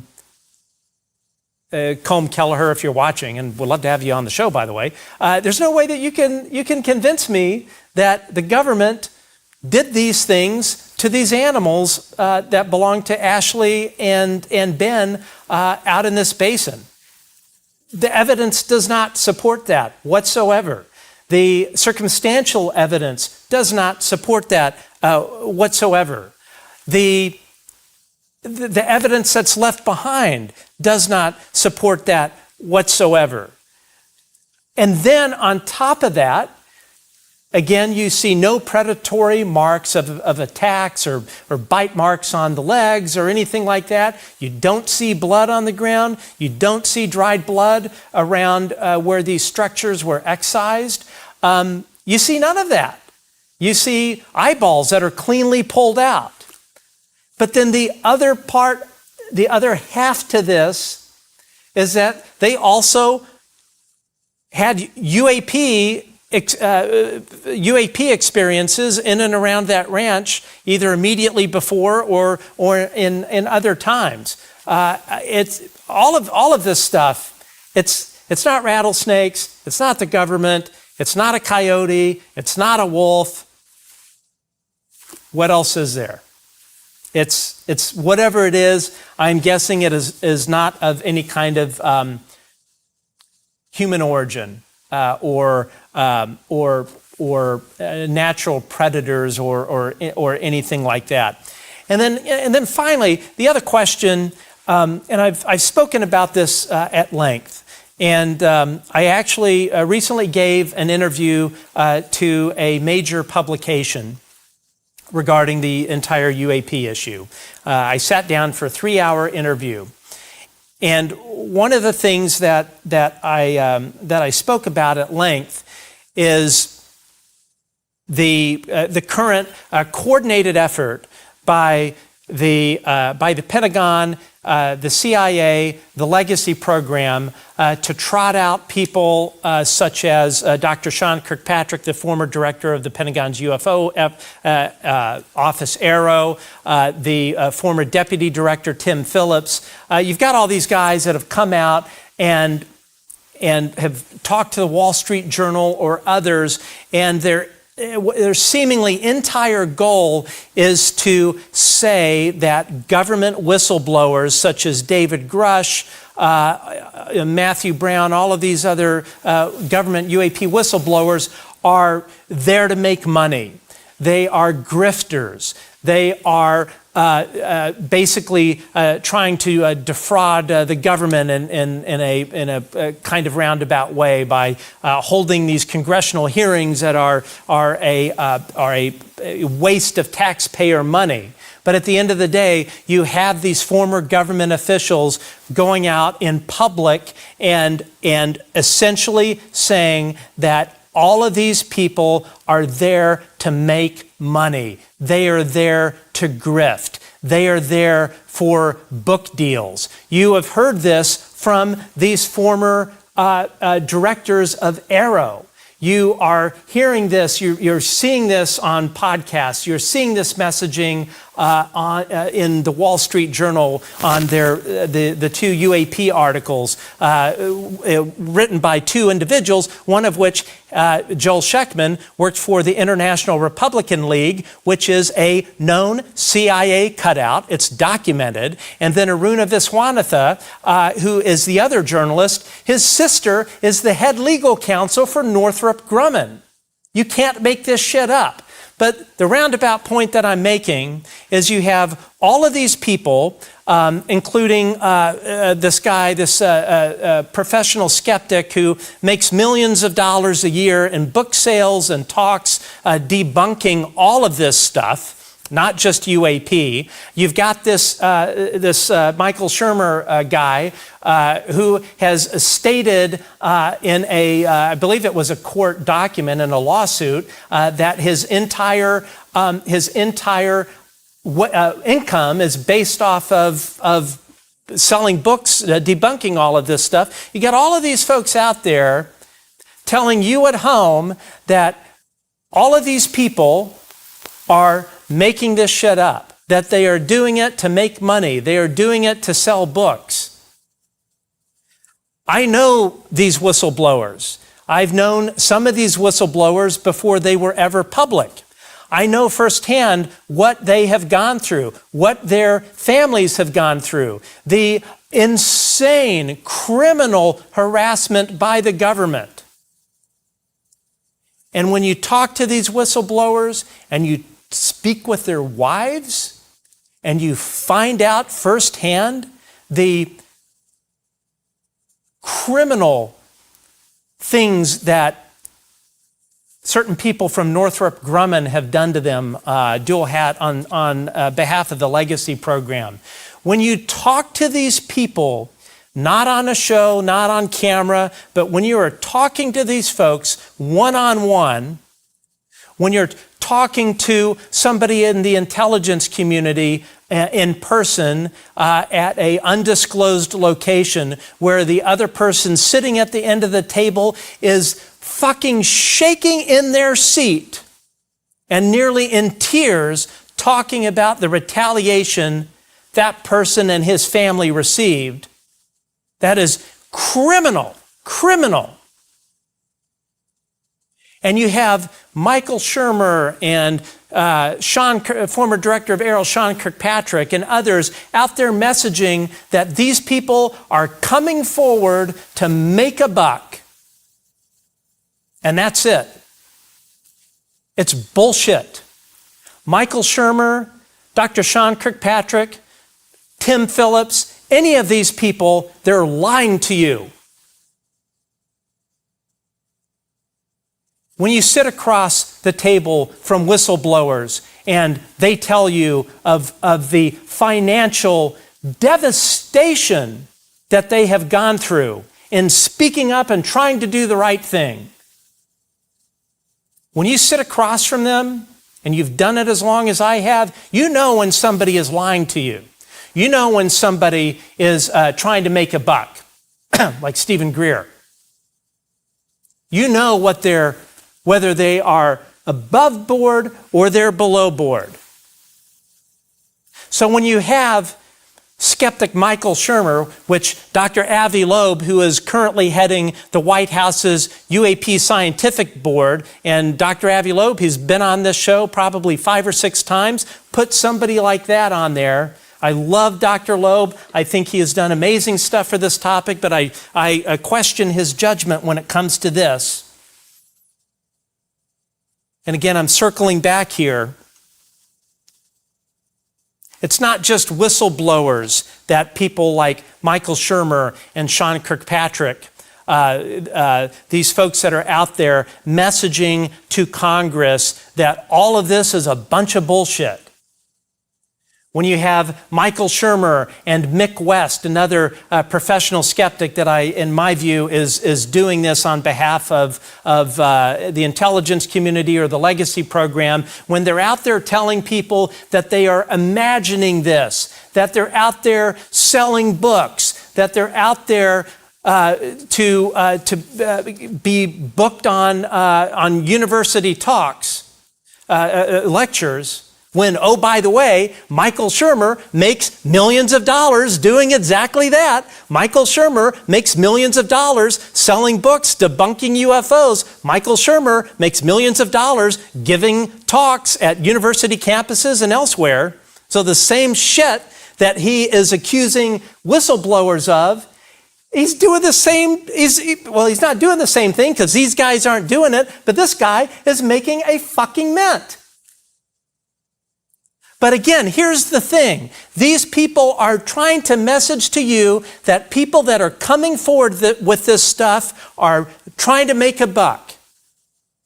So, you tell me how these two ranchers, this husband and wife, who came on this show and spoke for, 2+ hours, they did not dodge one question that I gave them. They had an answer for anything that I pushed back on. Was it rattlesnakes? Could it have been a wolf? Could it have been a coyote?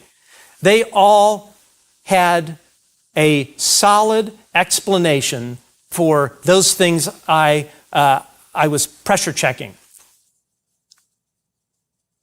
And when you watch them, when you watch this mother sitting there nursing their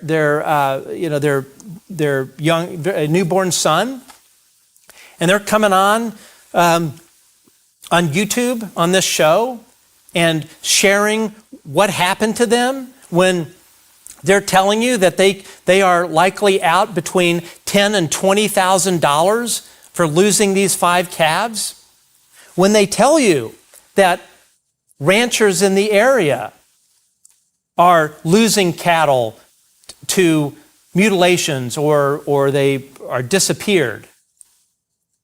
And when they tell you that these ranchers, many of which have been around for generations, are not willing to talk with one another, their fellow ranchers, about this, when they are afraid that it will harm their reputation, when they are afraid it will affect their valuation of their cattle that they're trying to sell.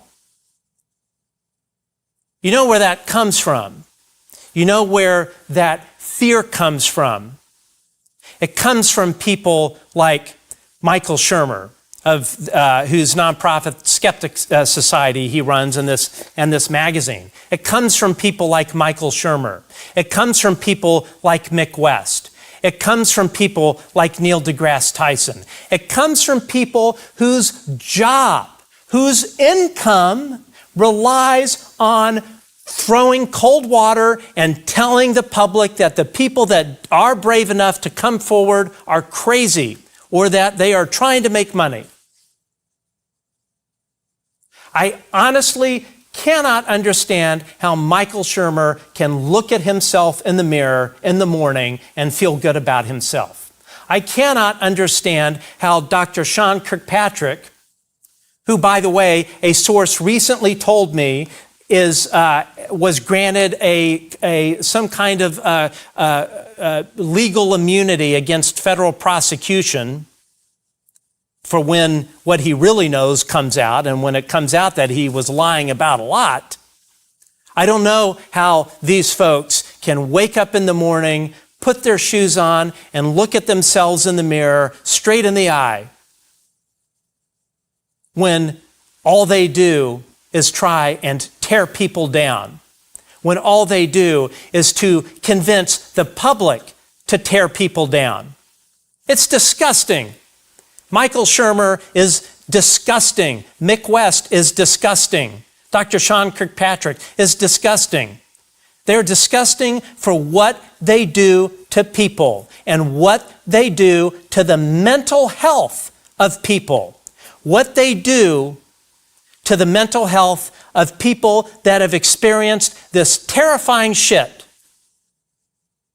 What they do to the mental health of ranchers all over the Midwest who have had this happen and won't even tell their spouses, let alone another rancher, of what's going on. Step back and look at the public messaging of Michael Shermer. Look at his messaging on Twitter since he's been on this UAP Science Advisory Council under Dr. Avi Loeb. Look at what he said about whistleblower David Grush, comparing him to the Heaven's Cult Gate leader, where they had 30-something people commit suicide under this cult leader's leadership. What kind of human being would do something like that? What kind of human being would go to the Wall Street Journal and lie? Lie knowing damn well it would affect what Congress does, knowing damn well the impact it would have on government whistleblowers. You cannot take anything with any shade of truth, any sort of belief of what these people say. The Michael Shermers of the world, the Mick Wests, the Sean Kirkpatricks. You can't trust them. You can't trust them. They're not being straight with you. And at the end of the day, their job, and I underline the word job. What is a job? A job is something that you are compensated for. At the end of the day, their job is to convince the general public that people like Ashlee and Ben are nuts or trying to make a buck. They are out there to convince the public that whistleblower David Grush is the modern day Heaven's Gate cult leader.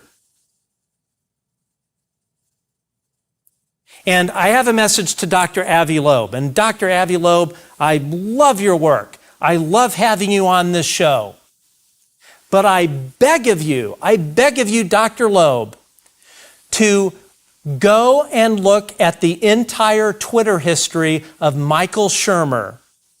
And I have that entire history. Michael Shermer, if you're watching this, I have downloaded, I basically told Claude Code to duplicate Palantir's intelligence analysis product called Gotham.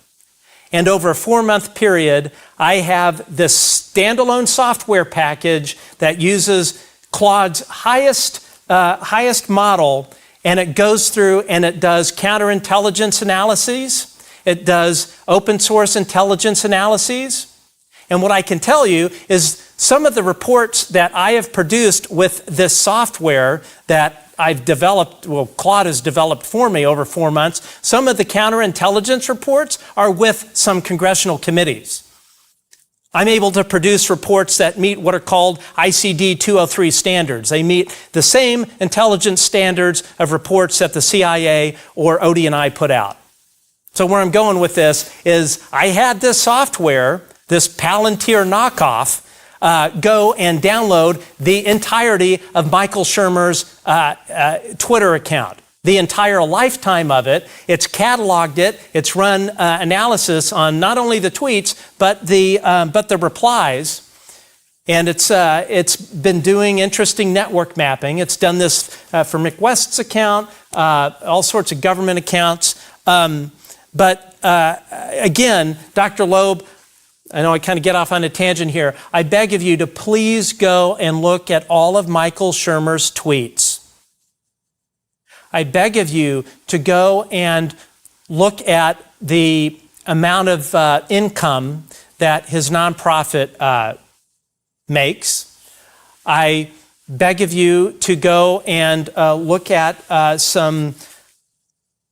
some stories about Michael Shermer and some legal issues that happened there that I am quite sure, Dr. Loeb, you have seen these articles. And I think that if you look at one particular quote in one of these articles that are about 10 years old, Michael Shermer clearly states that he makes a large amount of money off of this whole operation of trying to discredit people. And then, Dr. Loeb, I ask you respectfully to please ask yourself this question. Do I want a skeptic on my UAP advisory board, a true scientific skeptic who walks into this issue with skepticism but is open to wherever the data leads? Or, Dr. Loeb, do you want a propagandist on your panel? Because that's exactly what Michael Shermer is. He does this for a living. He lives in a multi-million-dollar home overlooking the Pacific Ocean in Santa Barbara, which is one of the absolute most expensive counties in the entire country to live in. You're telling me, Dr. Loeb, that Michael Shermer doesn't have financial skin in the game? That there is not enormous financial incentive for Michael Shermer to try and steer your committee towards the skeptical debunking conclusion?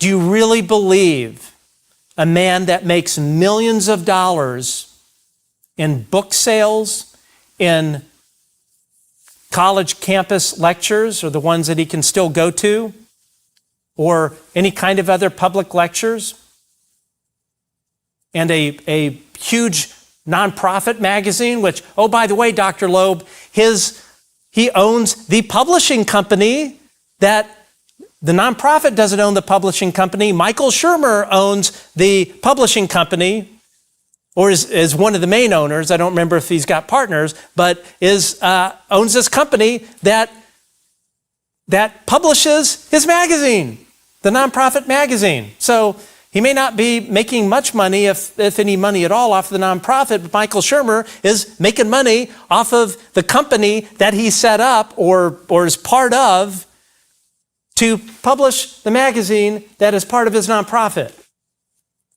So, Dr. Loeb, you tell me how Michael Shermer is not compromised. I mean, maybe he's not working for the intelligence community or working for a cutout. I have no idea if he is, or there'd be no way I could prove it. But what I can prove, and it's public information, is this guy makes a shit ton of money debunking UFOs, debunking whatever. I'm sure he's done an article about cow mutilations. The guy makes a living at it. He makes a living at it. And why? Why on earth would you want somebody, and I understand you two are close friends, there's nothing wrong with that, but why would you want somebody on your White House Science Council who will potentially make the administration look like idiots? Why would you want somebody on there doing that? Why? Why, Dr. Loeb, would you have a man on your council who called the primary whistleblower, the guy that started all of this, David Grush, why you would put him on your council, somebody that would go and write a tweet, and I don't care if it's Twitter or not. You know, Shermer's excuse on Jesse Michaels was, oh, it's Twitter, no big deal. Bullshit. Michael Shermer, you're full of fucking shit. You know damn well what you were doing.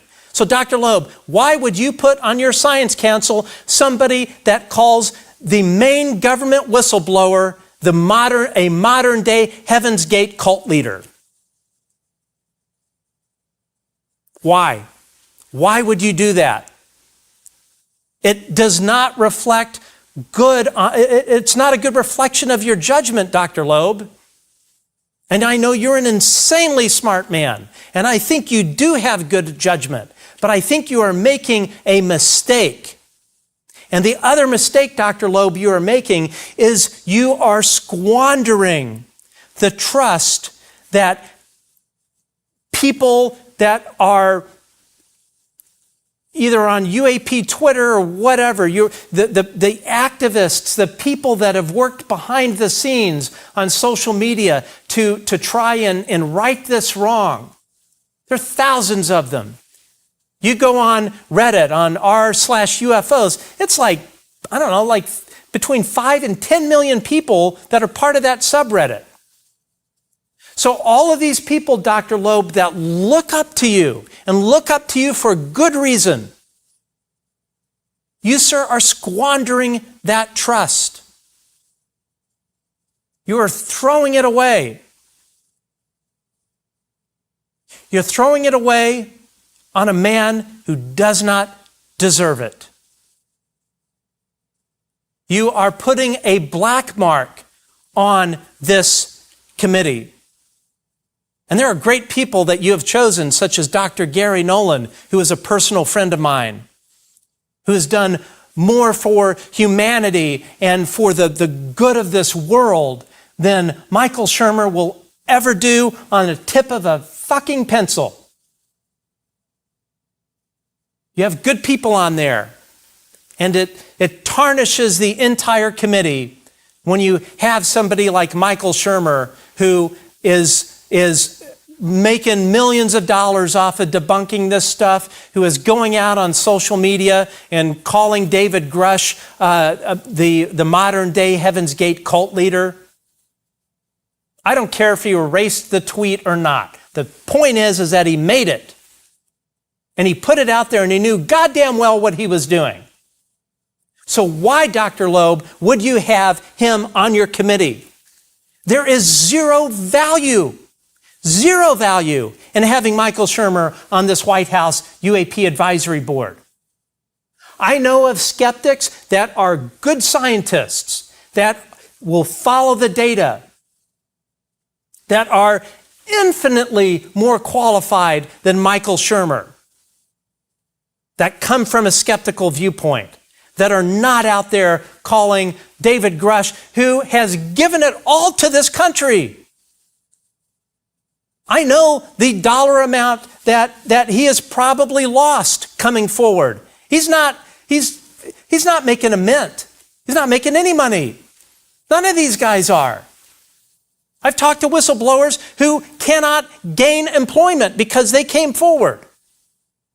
So Dr. Loeb, when you have somebody like Michael Shermer, he is out there attacking whistleblowers, attacking people that have put country before self, who have sacrificed the safety of their family, who have brought upon their family financial ruin because they had the balls to come and tell the truth.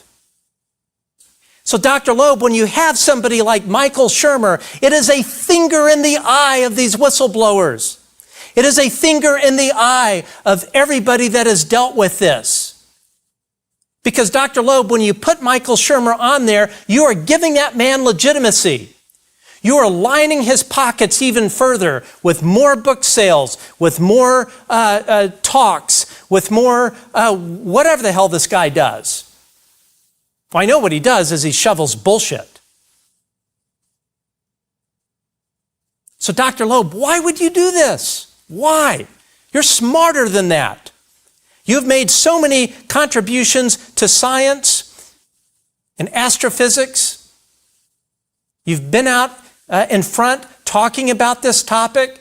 Why, Dr. Loeb, would you risk everything you have done, and risk this scientific council, which is an honor for you to be heading up, and which is an honor for people like Dr. Gary Nolan and others to be on, Admiral Tim Gallaudet. They're good people you've put on there. And then you have this rotten egg in Michael Shermer, who is there making a mint off of this, is out there trashing American veterans, is out there telling everybody in the world that anybody that experiences this stuff, they gotta be nuts, or they're just mistaken or whatever. I don't recall all the stuff he said. But at the end of the day, Dr. Loeb, it's time, sir, to wake up, smell the coffee, and boot this guy out. He's a bad look for this administration. He's a bad look for you. He is costing you your reputation. I can't tell you how many people I have talked to, or via Signal or whatever, that have come out and say, I don't know what side of this Avi Loeb is on any longer, because we certainly don't trust him. You're risking it all, Dr. Loeb. Don't do that. You're risking the reputation of this council. You're risking the reputation of your career.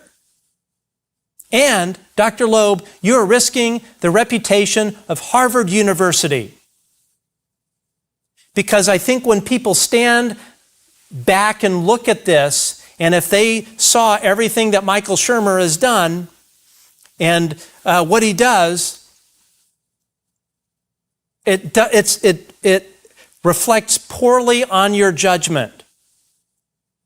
And if I were Harvard, if I were the president or dean or whatever, if I were on the board of regents of Harvard, and I knew that you put this person on there, and I knew what this person has been publicly doing, if I were them, I would probably question perhaps if you, I would question your judgment. And if, I don't know. But I would encourage all of you watching this show to do two things. Please tell your friends about this show. Just this month, when we were starting out, we were growing anywhere between 1,000 and 5,000 subscribers per month. And then when YouTube changed all of this, we are getting tons of messages of people saying they don't know we're still doing shows, they don't get notifications. I just looked earlier. We've gone from historically growing between 1 to 5,000, usually it was between 1 to 2,000 a month.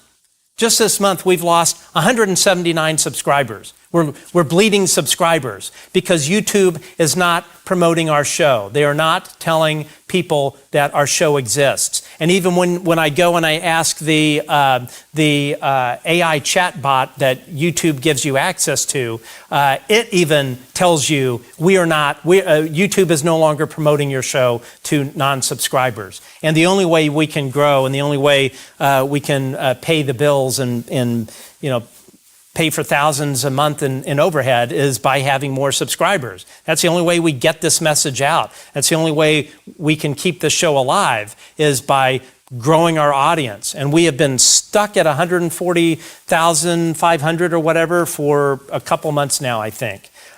So please leave a comment, leave a positive comment if you love this show. If you don't love the show, go for it, leave a comment as well, but hit that thumbs up, leave a comment, and then make sure your notification bell is set to all. And please tell your friends about this. But my final ask of all of you watching this show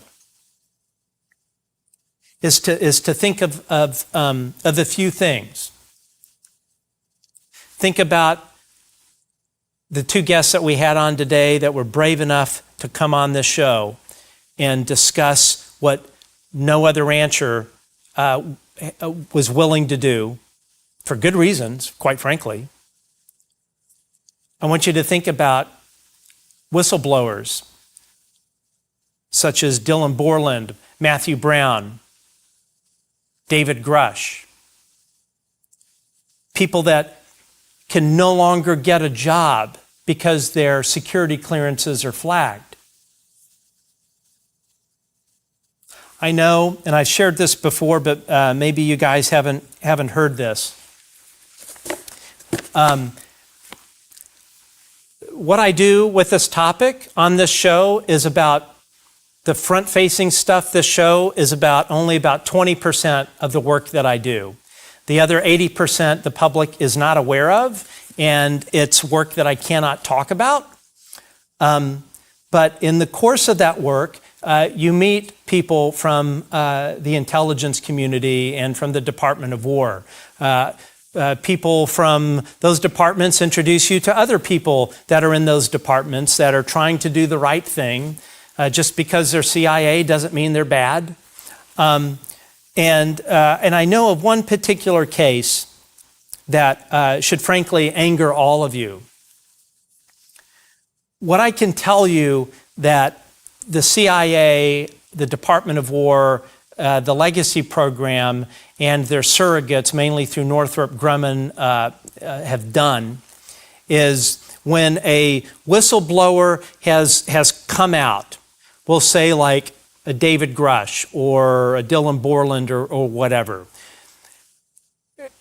They often, not only do they go and attack the whistleblower in criminal ways, but they also carpet bomb the people that are tangentially related to them, because the intelligence community, the CIA, in many cases, from what I've been told, is not aware of who the circle of people around them has helped the whistleblower out.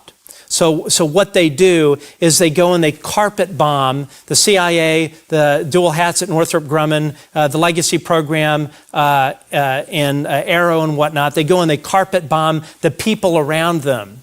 It's be like a B-52 flying overhead, as opposed to an F-16 that drops a smart bomb on one particular building. It's like the CIA flies in with a B-52 with a payload of 100 dumb bombs and dumps it on the entire city. That's what they are doing. That's what they've done to these whistleblowers. So they not only try and take out the whistleblower, they try and take out the people around them. And a lot of this administrative terrorism you've heard of, such as flagging of security clearances in scattered castles, such that when somebody leaves employment in the government, that they cannot find a job. But there's something more sinister that has gone on. I know of two cases of this. There's one intelligence operative who has done amazing things for this country, and this person was tangentially related to a whistleblower. This person was not a whistleblower. This person worked in a different side of intelligence that didn't really touch the topic. But this person was friends with some of these whistleblowers. So this person from the intelligence community is considered a threat. So they didn't go after him. What they did is they sent in an agent from the Air Force Office of Special Investigation, a female agent who I know who she is. I know her name. I have her email address. It's a .fbi, fbi.gov email address. AFOSI, they share that with the FBI. This AFOSI agent was sent in to befriend the wife of this intelligence operative. This AFOSI agent befriended the wife, accelerated an alcohol problem that she had, and convinced the wife to divorce her husband. This husband, who is not a whistleblower, is tangentially related to whistleblowers. So the legacy program, through one of two individuals out of Northrop Grumman, most likely, they're a dual hat, I know who they are, I know their names, tasked a AFOSI agent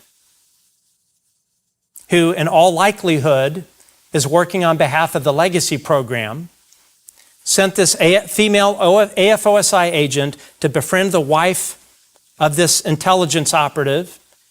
This AFOSI agent convinced her to divorce this person who has served this country with distinction. Then, on top of that, so she divorces him. She tells the wife, the former wife, that this person is crazy. He believes in all this UFO stuff. He's nuts. He's not good for your daughters. So this AFOSI agent, female AFOSI agent, convinces the wife to divorce her husband. But then, not only does the AFOSI agent convince the wife to leave, who ends up moving out of state.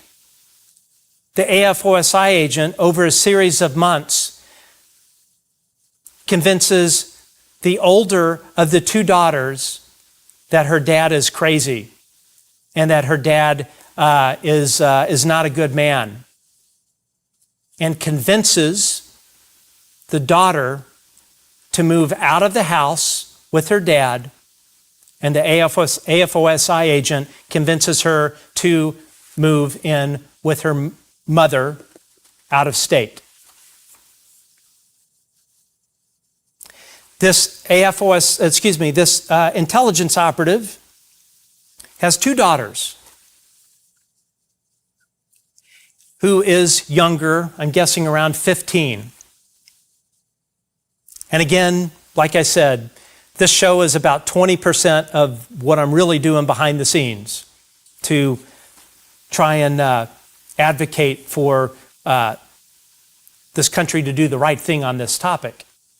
So I had a conversation with this intelligence operative's younger daughter. Not for the show. All of these folks will remain nameless. They will never be in public. And I wanted to have this interview because it wasn't, I trust this source implicitly, but I just had in my head maybe things were being misconstrued, or maybe something I wasn't thinking about, maybe just family emotions or whatever. So I wanted to find out. I wanted to talk to the daughter that was still living with her dad, and I had this one-on-one conversation with her. And when you're doing this kind of stuff, you have to be careful not to lead a witness or kind of steer the direction. I mean, on the show, I have question cards that I try and steer the show so there's some kind of structure. But when you're speaking with somebody like that you're never going to put on the show, you're there to gather intelligence, you're there to gather information. And I spoke with her for about an hour. And I just said to her, tell me what your past conversations were with X. X being the first name of this AFOSI agent, female AFOSI agent. And I was looking for any kind of sign that maybe this source maybe misread things or something like that, misread it. And in that course of, it was 45 minutes to an hour of me speaking with this teenage girl on Zoom, I can't share the details, the specifics of the conversation, but a sort of summary was that she gave several examples of how this female AFOSI agent was trying to poison the minds of her and her sister. How this AFOSI agent was always trying to get the mother drunk, and how this AFOSI agent was constantly telling the wife that she needed to leave her husband. And I asked this daughter, I said, could you have misread anything? And she was, wise beyond her years. And she was very clear. She said no. She said it was very clear to me I forgot how she put it. Something like it was very clear in this sort of clever ways that this AFOSI agent was trying to subtly convince both my sister and I to leave their dad, and move out of state with the wife. And this 15-year-old girl saw right through it. She knew exactly what this AFOSI agent was doing. And I can tell you this is not the only time this has happened. In particular, the Air Force Office of Special Investigation has done this to other families. It's wrong. It's criminal. It's not what this country is supposed to be. It is not what the Air Force is supposed to be. It's un-American. You know, if they want to use a loophole to flag somebody's security clearance, I'm sure there's all sorts of legal justification for that somewhere in some law. But there's zero justification for Air Force Office of Special Investigation special agents to go in and break families up.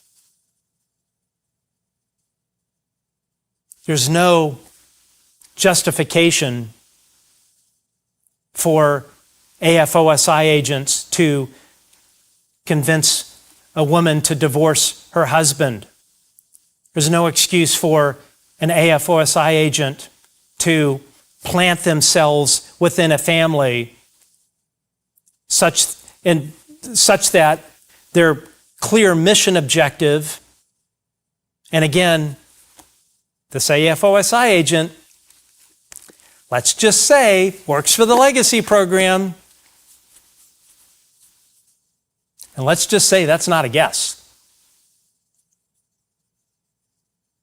So when you have an female AFOSI agent going in and convincing two teenage daughters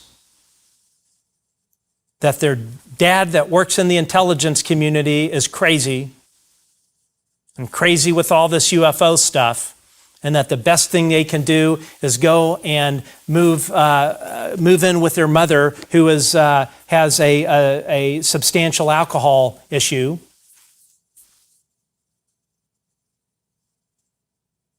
That's what Congress should be looking into. I hope those of you watching this show will send a clip of this to Representative Anna Paulina Luna or Eric Burleson or Tim Burchett. They need to be aware of this kind of stuff. Because at the end of the day, unless we all stand up for the people that are putting country before self, standing up for people who sacrifice their retirement and their career only to be attacked by a member of Dr. Avi Loeb's UAP Scientific Advisory Council, calling that person a modern-day Heaven's Day cult leader. Until we can stand up against this fraud, waste, abuse, and the most important thing I'm going to say is government corruption, this is not going to end.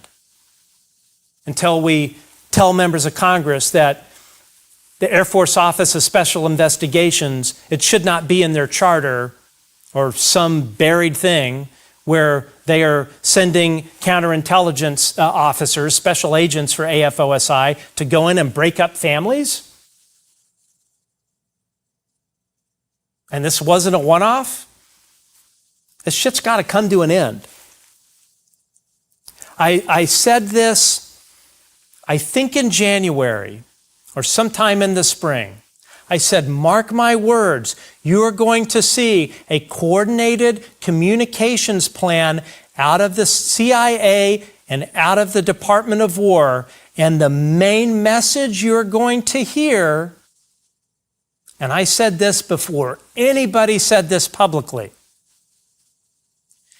what you're going to see soon is a communications plan by the CIA and the legacy program to label the main government whistleblowers as grifters. I said this back in the spring, that you will see coming out in publications, in future publications, and on podcasts and everywhere else, you're going to hear this subtly planted message that will be one sentence out of a 1-hour podcast or a couple sentences in the Wall Street Journal. I put a video up about this. I did it in my car because a source in the intelligence community said that this was about to happen, that there would be a communications plan to plant in the minds of members of Congress that the government whistleblowers that testified under oath were doing so to make money. They were doing so to grift. I said that, and I said that in a video I recorded on my phone because as soon as this source told me about that, I knew I needed to get the word out before I could get into the studio. And what have you seen? You've seen exactly that. You've seen the likes of Michael Shermer, of Sean Kirkpatrick, of Tim Phillips, who's done so less so, but I've also been privy to some private conversations with Tim Phillips. I wasn't there, but some conversations were related that were private with Tim Phillips, where he was also putting out there that these whistleblowers were basically not to be trusted. The whole point of that Wall Street Journal article wasn't to target you and I at home.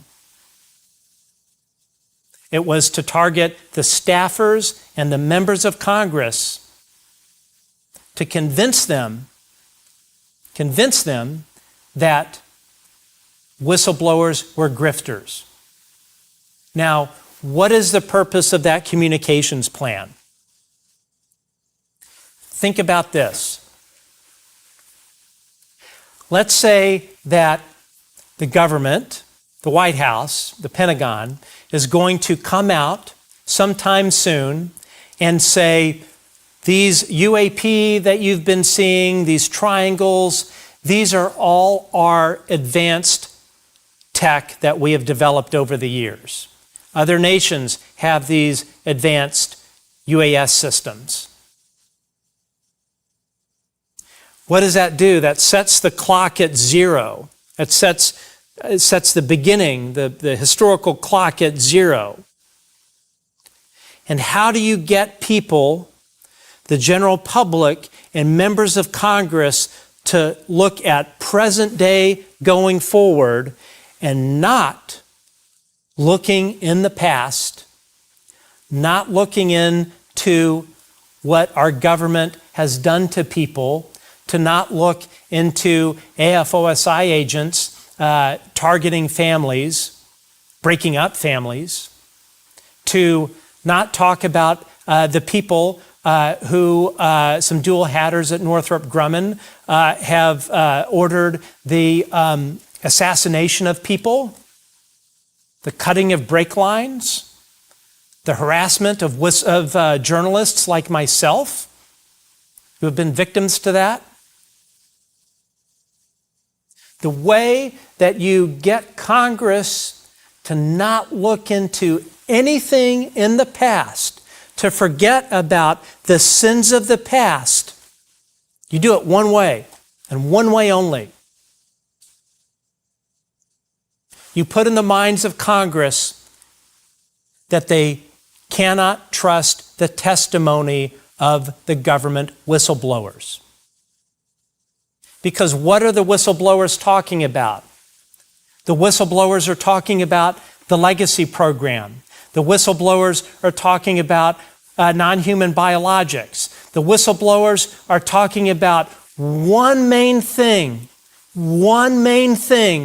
that the Pentagon, the CIA, and the Legacy Program want members of Congress to stop asking about. One thing, and it's the Legacy UAP Crash Retrieval Program. They want that to go away. The way you make Congress stop digging into that and stop holding hearings is to convince members of Congress that the whistleblowers such as David Grush are grifters, and that the only reason they testified under oath in Congress was to sell books, to sell talks. The minute you can plant in the minds of members of Congress that their constituents are going to think that they were fooled, to plant in the minds of members of Congress that their constituents are thinking to themselves, my representative wasted my taxpayer dollars on bullshit hearings. That is how you make all of the sins of the past go away. That is how you stop the criminal investigations. That is how you stop future hearings. That is how you discourage other whistleblowers from coming forward. At the end of the day, this is my belief. I believe at some point in the near future, it's going to be one of two things that are going to happen. Well, one of three. One, nothing happens. Same old shit. President Trump kicks a can down the road like all of his predecessors have. The other is President Trump going out and saying, there's a non-human intelligence here. It's been interacting with us for probably as long as we've been around. We have some recovered craft, and we're doing our best to figure out what to do. That's number two. The number three thing, and if you listen to people like the former director of Aero, Tim Phillips, who went on a podcast and said, oh, we've got vehicles, classified vehicles the size of Klingon battle cruisers that would amaze you. What does that tell you? That tells you that you're probably going to see messaging at some point that is going to explain all of this weird stuff we've seen as our next gen aerospace tech. They're not going to say, well, do you ever think how we got that tech? How we developed it? Maybe it wasn't all our own ideas. I would bet a significant amount of money that is what you will see from the Pentagon, because they know something's got to come out at some point. There's too many phones, videos, and all of that. So how do you mitigate that? If you're the Pentagon, you're the CIA, you're the National Security Council, primarily National Security Council, how are you going to diffuse that?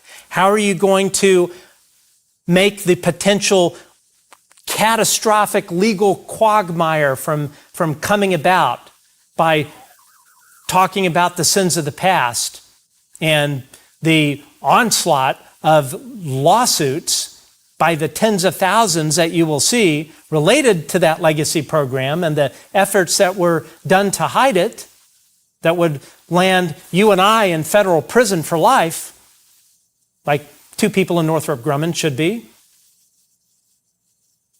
How do you make that go away? You tell people this is all our tech.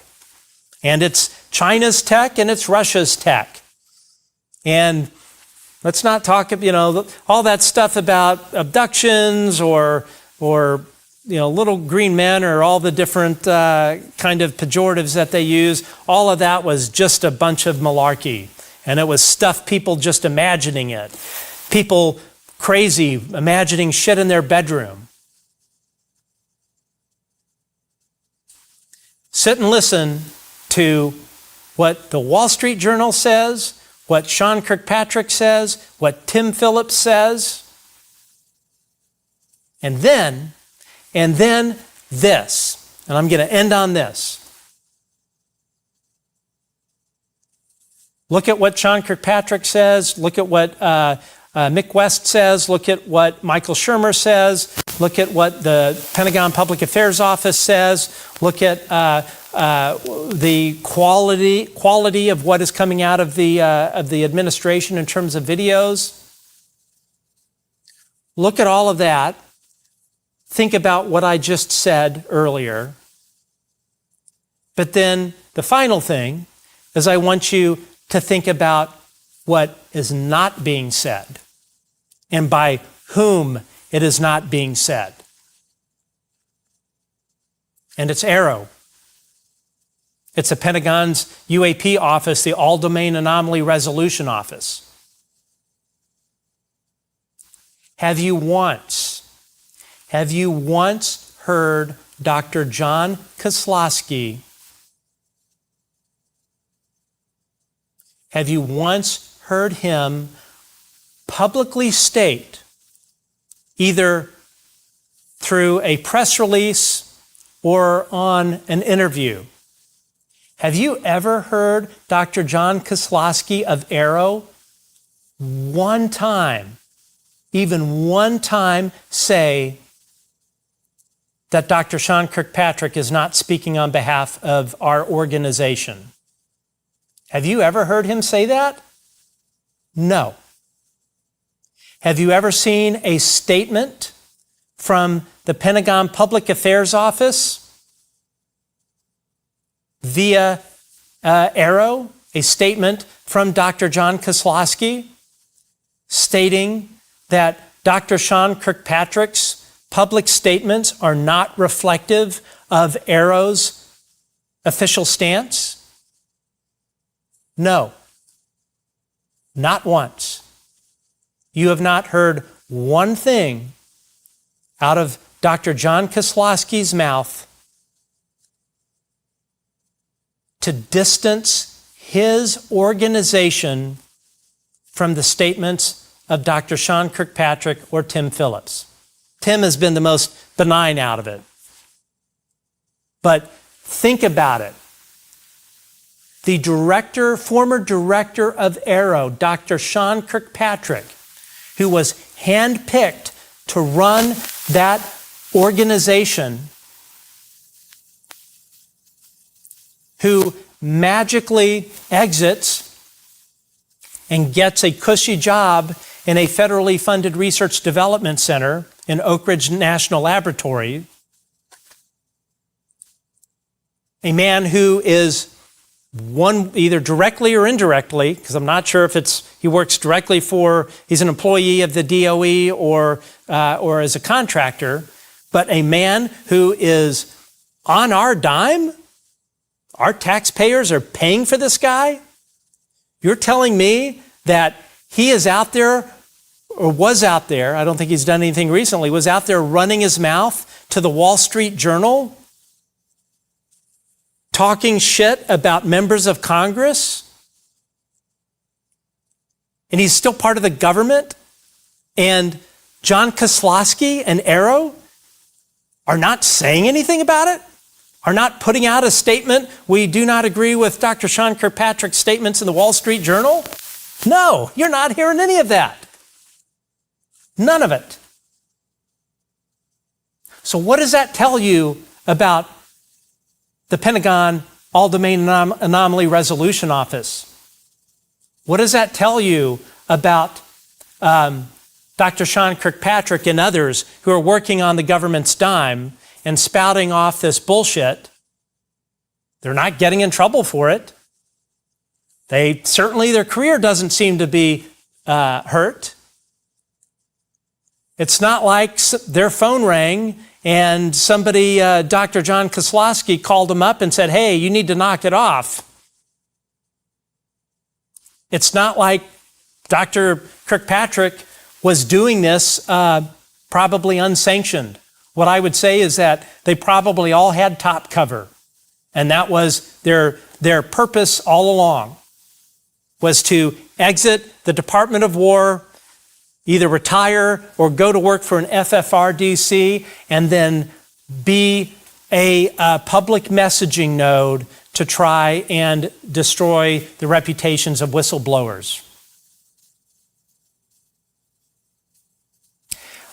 You know, I know Representative Anna Paulina Luna and her staff watched this show, and I gave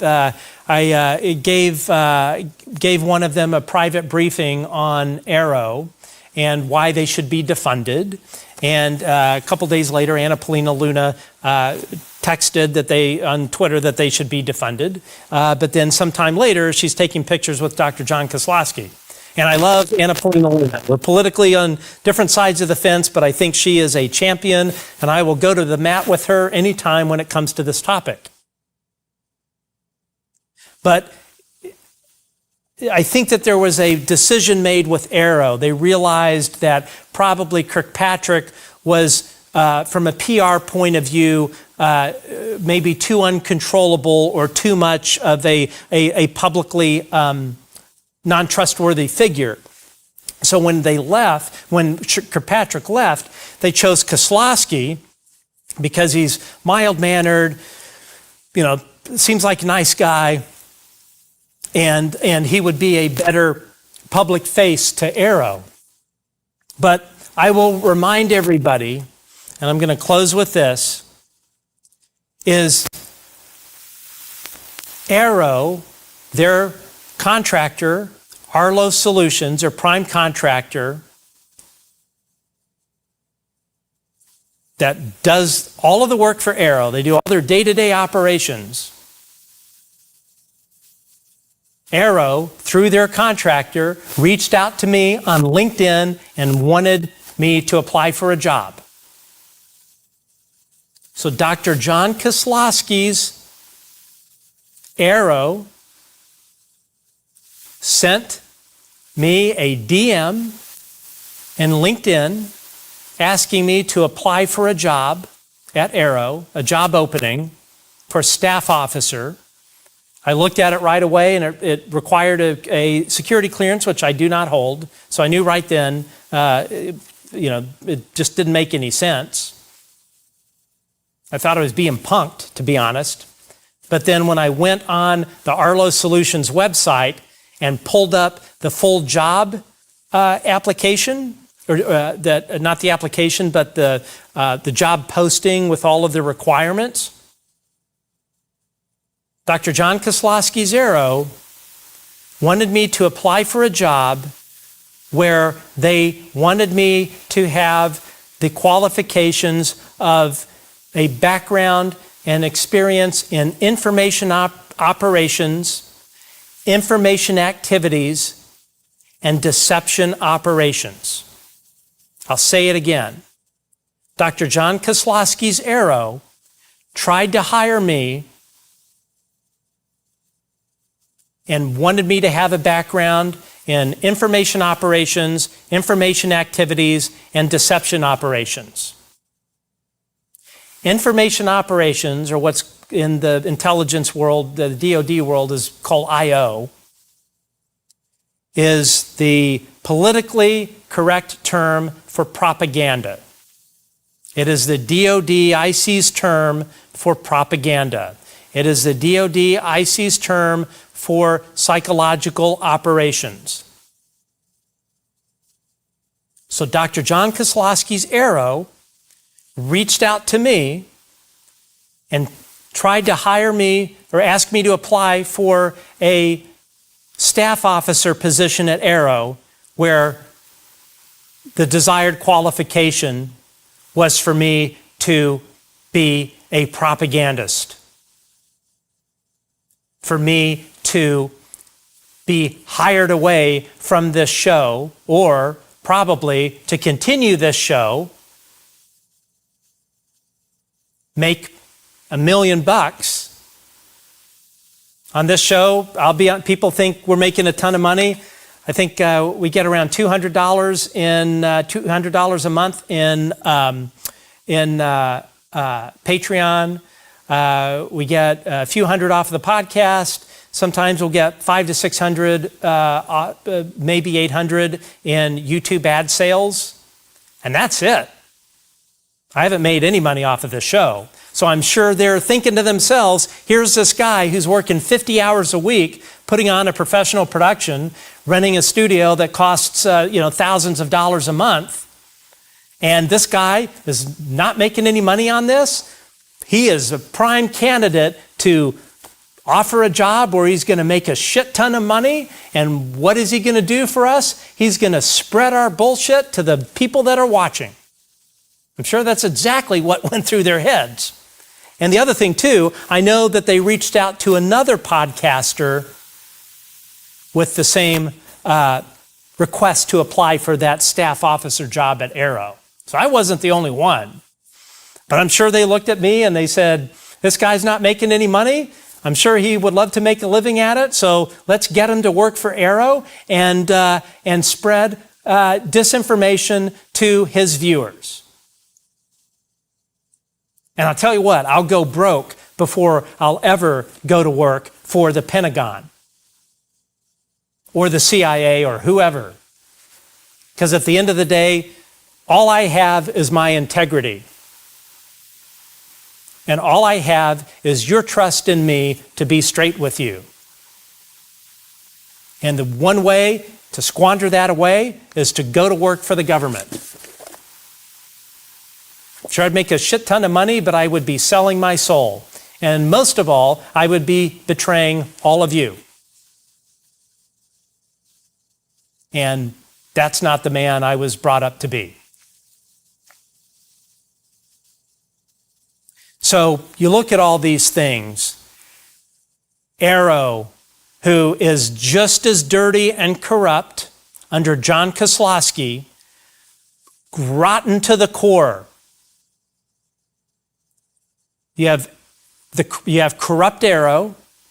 You've got the corrupt Office of the Director of National Intelligence, who, oh, by the way, the CIA has installed their people in its leadership. So the people that are supposed to be overseeing the CIA, they've put all of their folks into the leadership positions at OD&I. So we know what that's going to do. You've got former people from Arrow sowing seeds of doubt, calling whistleblowers grifters.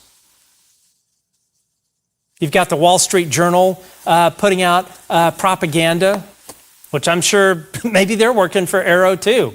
Maybe Aruna Viswanathan and Joel Sheckman at the Wall Street Journal got that staff officer job at Arrow under John Kozlowski to spread disinformation and make a shit ton of money at it.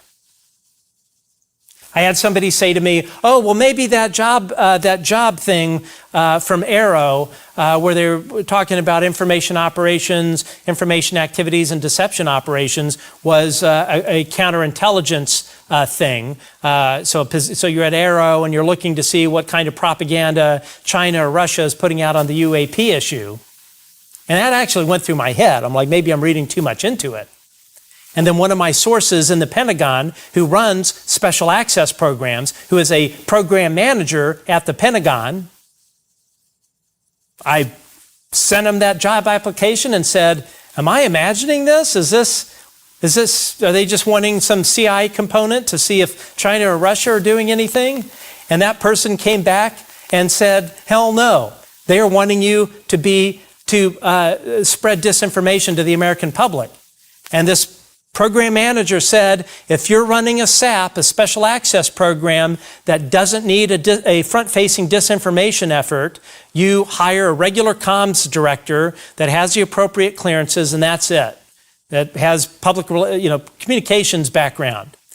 But he said, if you are running a SAP, and this person had run special access programs that needed this, if you're running a SAP in the Department of War where you need a disinformation component that is front-facing to the American public, it's not aimed at foreign adversaries or our Five Eyes partners. If you need a active disinformation, information operation component aimed at the American public, for your special access program that you're managing, you put those 3 things in the job application.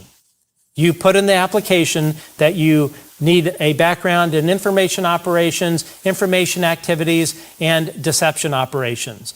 That was from a Pentagon program manager, special access program manager, who specifically said that job application I got from Dr. John Kozlowski's Arrow was wanting me to go to work for them and be a propagandist. So Anna Paulina Luna, love you, but if you trust Arrow, after what I just said and what members of Congress are certainly aware of and have seen the communications from Arrow's prime contractor, and you're asking yourself, can I trust a goddamn thing Arrow says? And can I trust Dr. John Kozlowski? The answer is a resounding no. And I tell you who should not be trusting Arrow, and that is Stephen Miller at the White House. Stephen Miller, I've known for some time now, before it was public, is heading up this UAP working group in the White House. And I'm hearing from the inside that he's really fucking up. Like, really fucking up. Now, I don't know specific details other than what a few sources shared about Stephen Miller. But if Stephen Miller or somebody from the administration happens to be watching this, and you think you're getting the accurate information from Dr. John Kozlowski and Arrow, and if you think that ODNI and Arrow are giving you the best intelligence product that they have, intelligence product that could be declassed, that would not jeopardize national security, Stephen Miller, you're either incompetent or you're competent and you just don't know what's being handed to you. But Arrow and ODNI, Stephen Miller, are handing you a bag full of lies and a bag full of bullshit. Don't trust ODNI. Stephen Miller, do not trust ODNI. Do not trust Dr. John Kozlowski. Do not trust Arrow. And above all, do not trust the CIA. And there are a whole host of people in the National Security Council you should not trust. And Stephen Miller, you can take this to the bank. Take this to the bank. You cannot trust Marco Rubio. You can take it to the bank. Because he's not being truthful with what he has been saying publicly. And I am quite sure Marco Rubio is not being truthful with you. And Stephen Miller, ask yourself this one question. Do you really think Senator Marco Rubio would have been appointed as chair of the Senate Select Committee on Intelligence without the approval of the CIA? No, because that's not how that chair is filled. You do not become chair of the Senate Select Committee on Intelligence unless you are in the back pocket of the CIA. That's how it's always been. It's not just him. That is why things are as fucked up as they are. But Stephen Miller, do not trust Arrow. Do not trust John Kozlowski. Do not trust the CIA. Do not trust ODNI. I'm not talking about the political appointees. I'm talking about one layer and below. Those are the deep state. That is the deep state. And when Marco Rubio, I don't know, I hope I'm wrong. He seems like a nice guy, but you don't become you don't get to where you are in Washington. You don't get to be the chair of the Senate Select Committee on Intelligence without the CIA's blessing. And at some point, when those favors are done to get you the chairmanship, when the favors are done to make sure you have a shot at the presidency,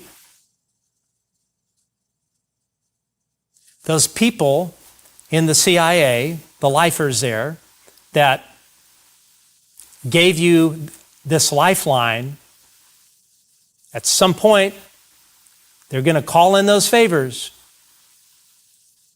And I would guess that those favors are being called in right now. So folks, don't trust Arrow.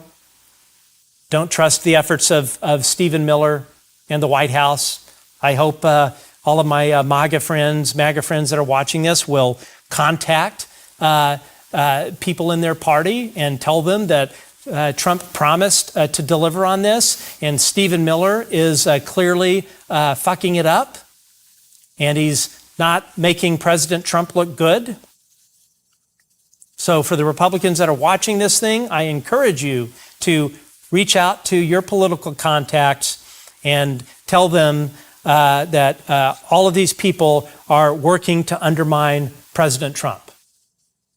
And I don't care if it's a Democrat or Republican in there, when you've got people that are undermining a president purposefully, that's not a democracy. That's not how the form of government we want. Anyway, don't buy the bullshit. Demand more and demand that President Trump deliver on his promise. And if Stephen Miller isn't going to do his damn job and treat this thing with seriousness and the gravitas that it deserves, then you need to get somebody else in there that knows how the hell to do the job. Because it is high time that all of us stop buying this bullshit, stop letting the Air Force Office of Special Investigation run psychological operations, not only on the citizens of the United States, but the targeting of American families in an effort to break them up. When you have a senior officer at Air Force Office of Special Investigations working at Northrop Grumman and directing criminal retaliation against American veterans and American citizens, including the ordering of assassinations and other things. People like that, they don't deserve amnesty. They deserve to be in federal prison. There should be justice equally applied for all of us. So I don't care if you're AFOSI, a dual hat AFOSI agent working at Northrop Grumman, and I know who you are, I know your name, and I know the people underneath you, so don't fuck with me. I know who you are, and I know what you've done. So you fuck with me, shit's gonna come out, but I think that these folks' time is up.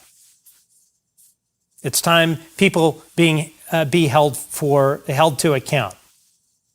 And sorry, very last thing I promise, and I've been on here for a while. You have some people calling for amnesty, public-facing individuals. I get asked this quite a bit. Do I believe in this whole amnesty thing? I do think that there are people that were trying to do the right thing for the country, were told what they were doing was the right thing for national security, have maybe done things that they wish they hadn't, in the name of national security. And I think that there is a large subset of those people, including some gatekeepers, that do deserve amnesty, that we're really trying to do the right thing. I can understand that. But there is also a chunk of people who weren't retaliating against people in the 1950s or retaliating against people today, putting people on hit lists, tasking, so who does these things? CIA, legacy program, messages to 2 people in Northrop Grumman. Northrop Grumman then generates the retaliation. Then that mission is sent to 2 security contractors. They've renamed themselves a bunch of times, but it's basically Pinkerton and Wackenhut. Both of these security contractors have a small squad of former JSOC operators, Tier 1 operators. They also have people in CIA ground branch. And so CIA legacy program tells these two individuals at Northrop Grumman, these folks are a threat. One of the people at Northrop Grumman determines what the best course of action is to try and counter what that person is doing, either testifying in front of Congress or, like me, writing an article for the Daily Mail. And then one of those 2 people then sends the mission, spins up the mission to one of the 2 security contractors, and it's their counterintelligence agents or their former JSOC Tier 1 operators that go in and do the dirty work. So when I got harassed in Las Vegas, that would have been from a CIA counterintelligence agent from either Pinkerton or Wackenhut, and the mission would have been spun up by one of the 2 people at Northrop Grumman.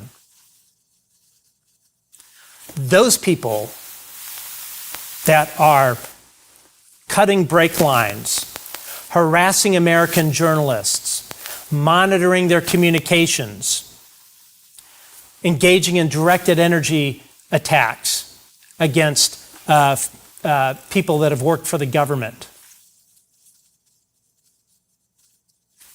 generating a mission where they send in an AFOSI agent that may work for the legacy program to go and break up families.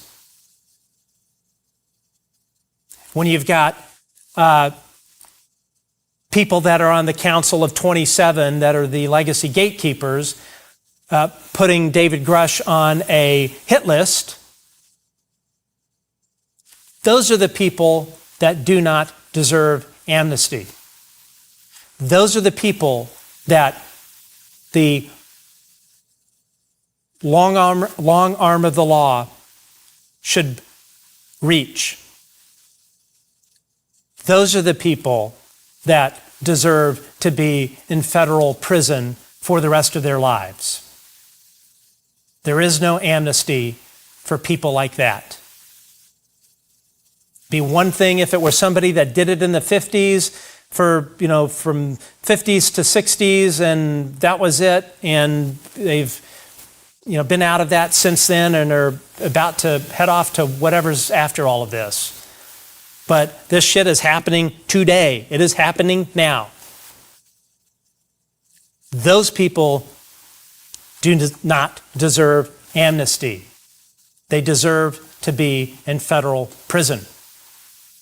Folks, thanks for hanging out for the show. Again, please subscribe. Please hit the bell and set the notifications to all. Please leave a comment. Please leave a thumbs up.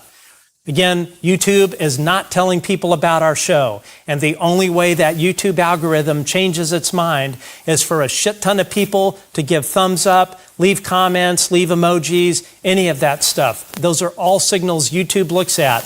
And at the end of the day, I just want to get the word out. I want to fight for all of you at home. I want to fight for the people who have been retaliated against. I want to fight for the truth. And the only way I do that is by having an audience. And I don't have Peter Thiel is not funding my podcast. So unlike maybe some others. So anyway, thanks folks for joining in. Have a great rest of your Sunday. We have an interview coming up soon with Admiral Tim Gallaudet speaking about his upcoming book. And we have some other guests coming up that I think all of you will be very pleased to hear. So please support our channel, consider supporting us on Patreon. I do appreciate, I've seen a bunch of super chats come in. This studio is thousands a month to rent, and half of this has been coming out of my pocket. So I really appreciate it. Anything that you guys can do to pay the bills and to keep us on the air and allow us to bring you this show. Thank you for tuning in, and everyone have a great weekend, and I appreciate the generosity of your time.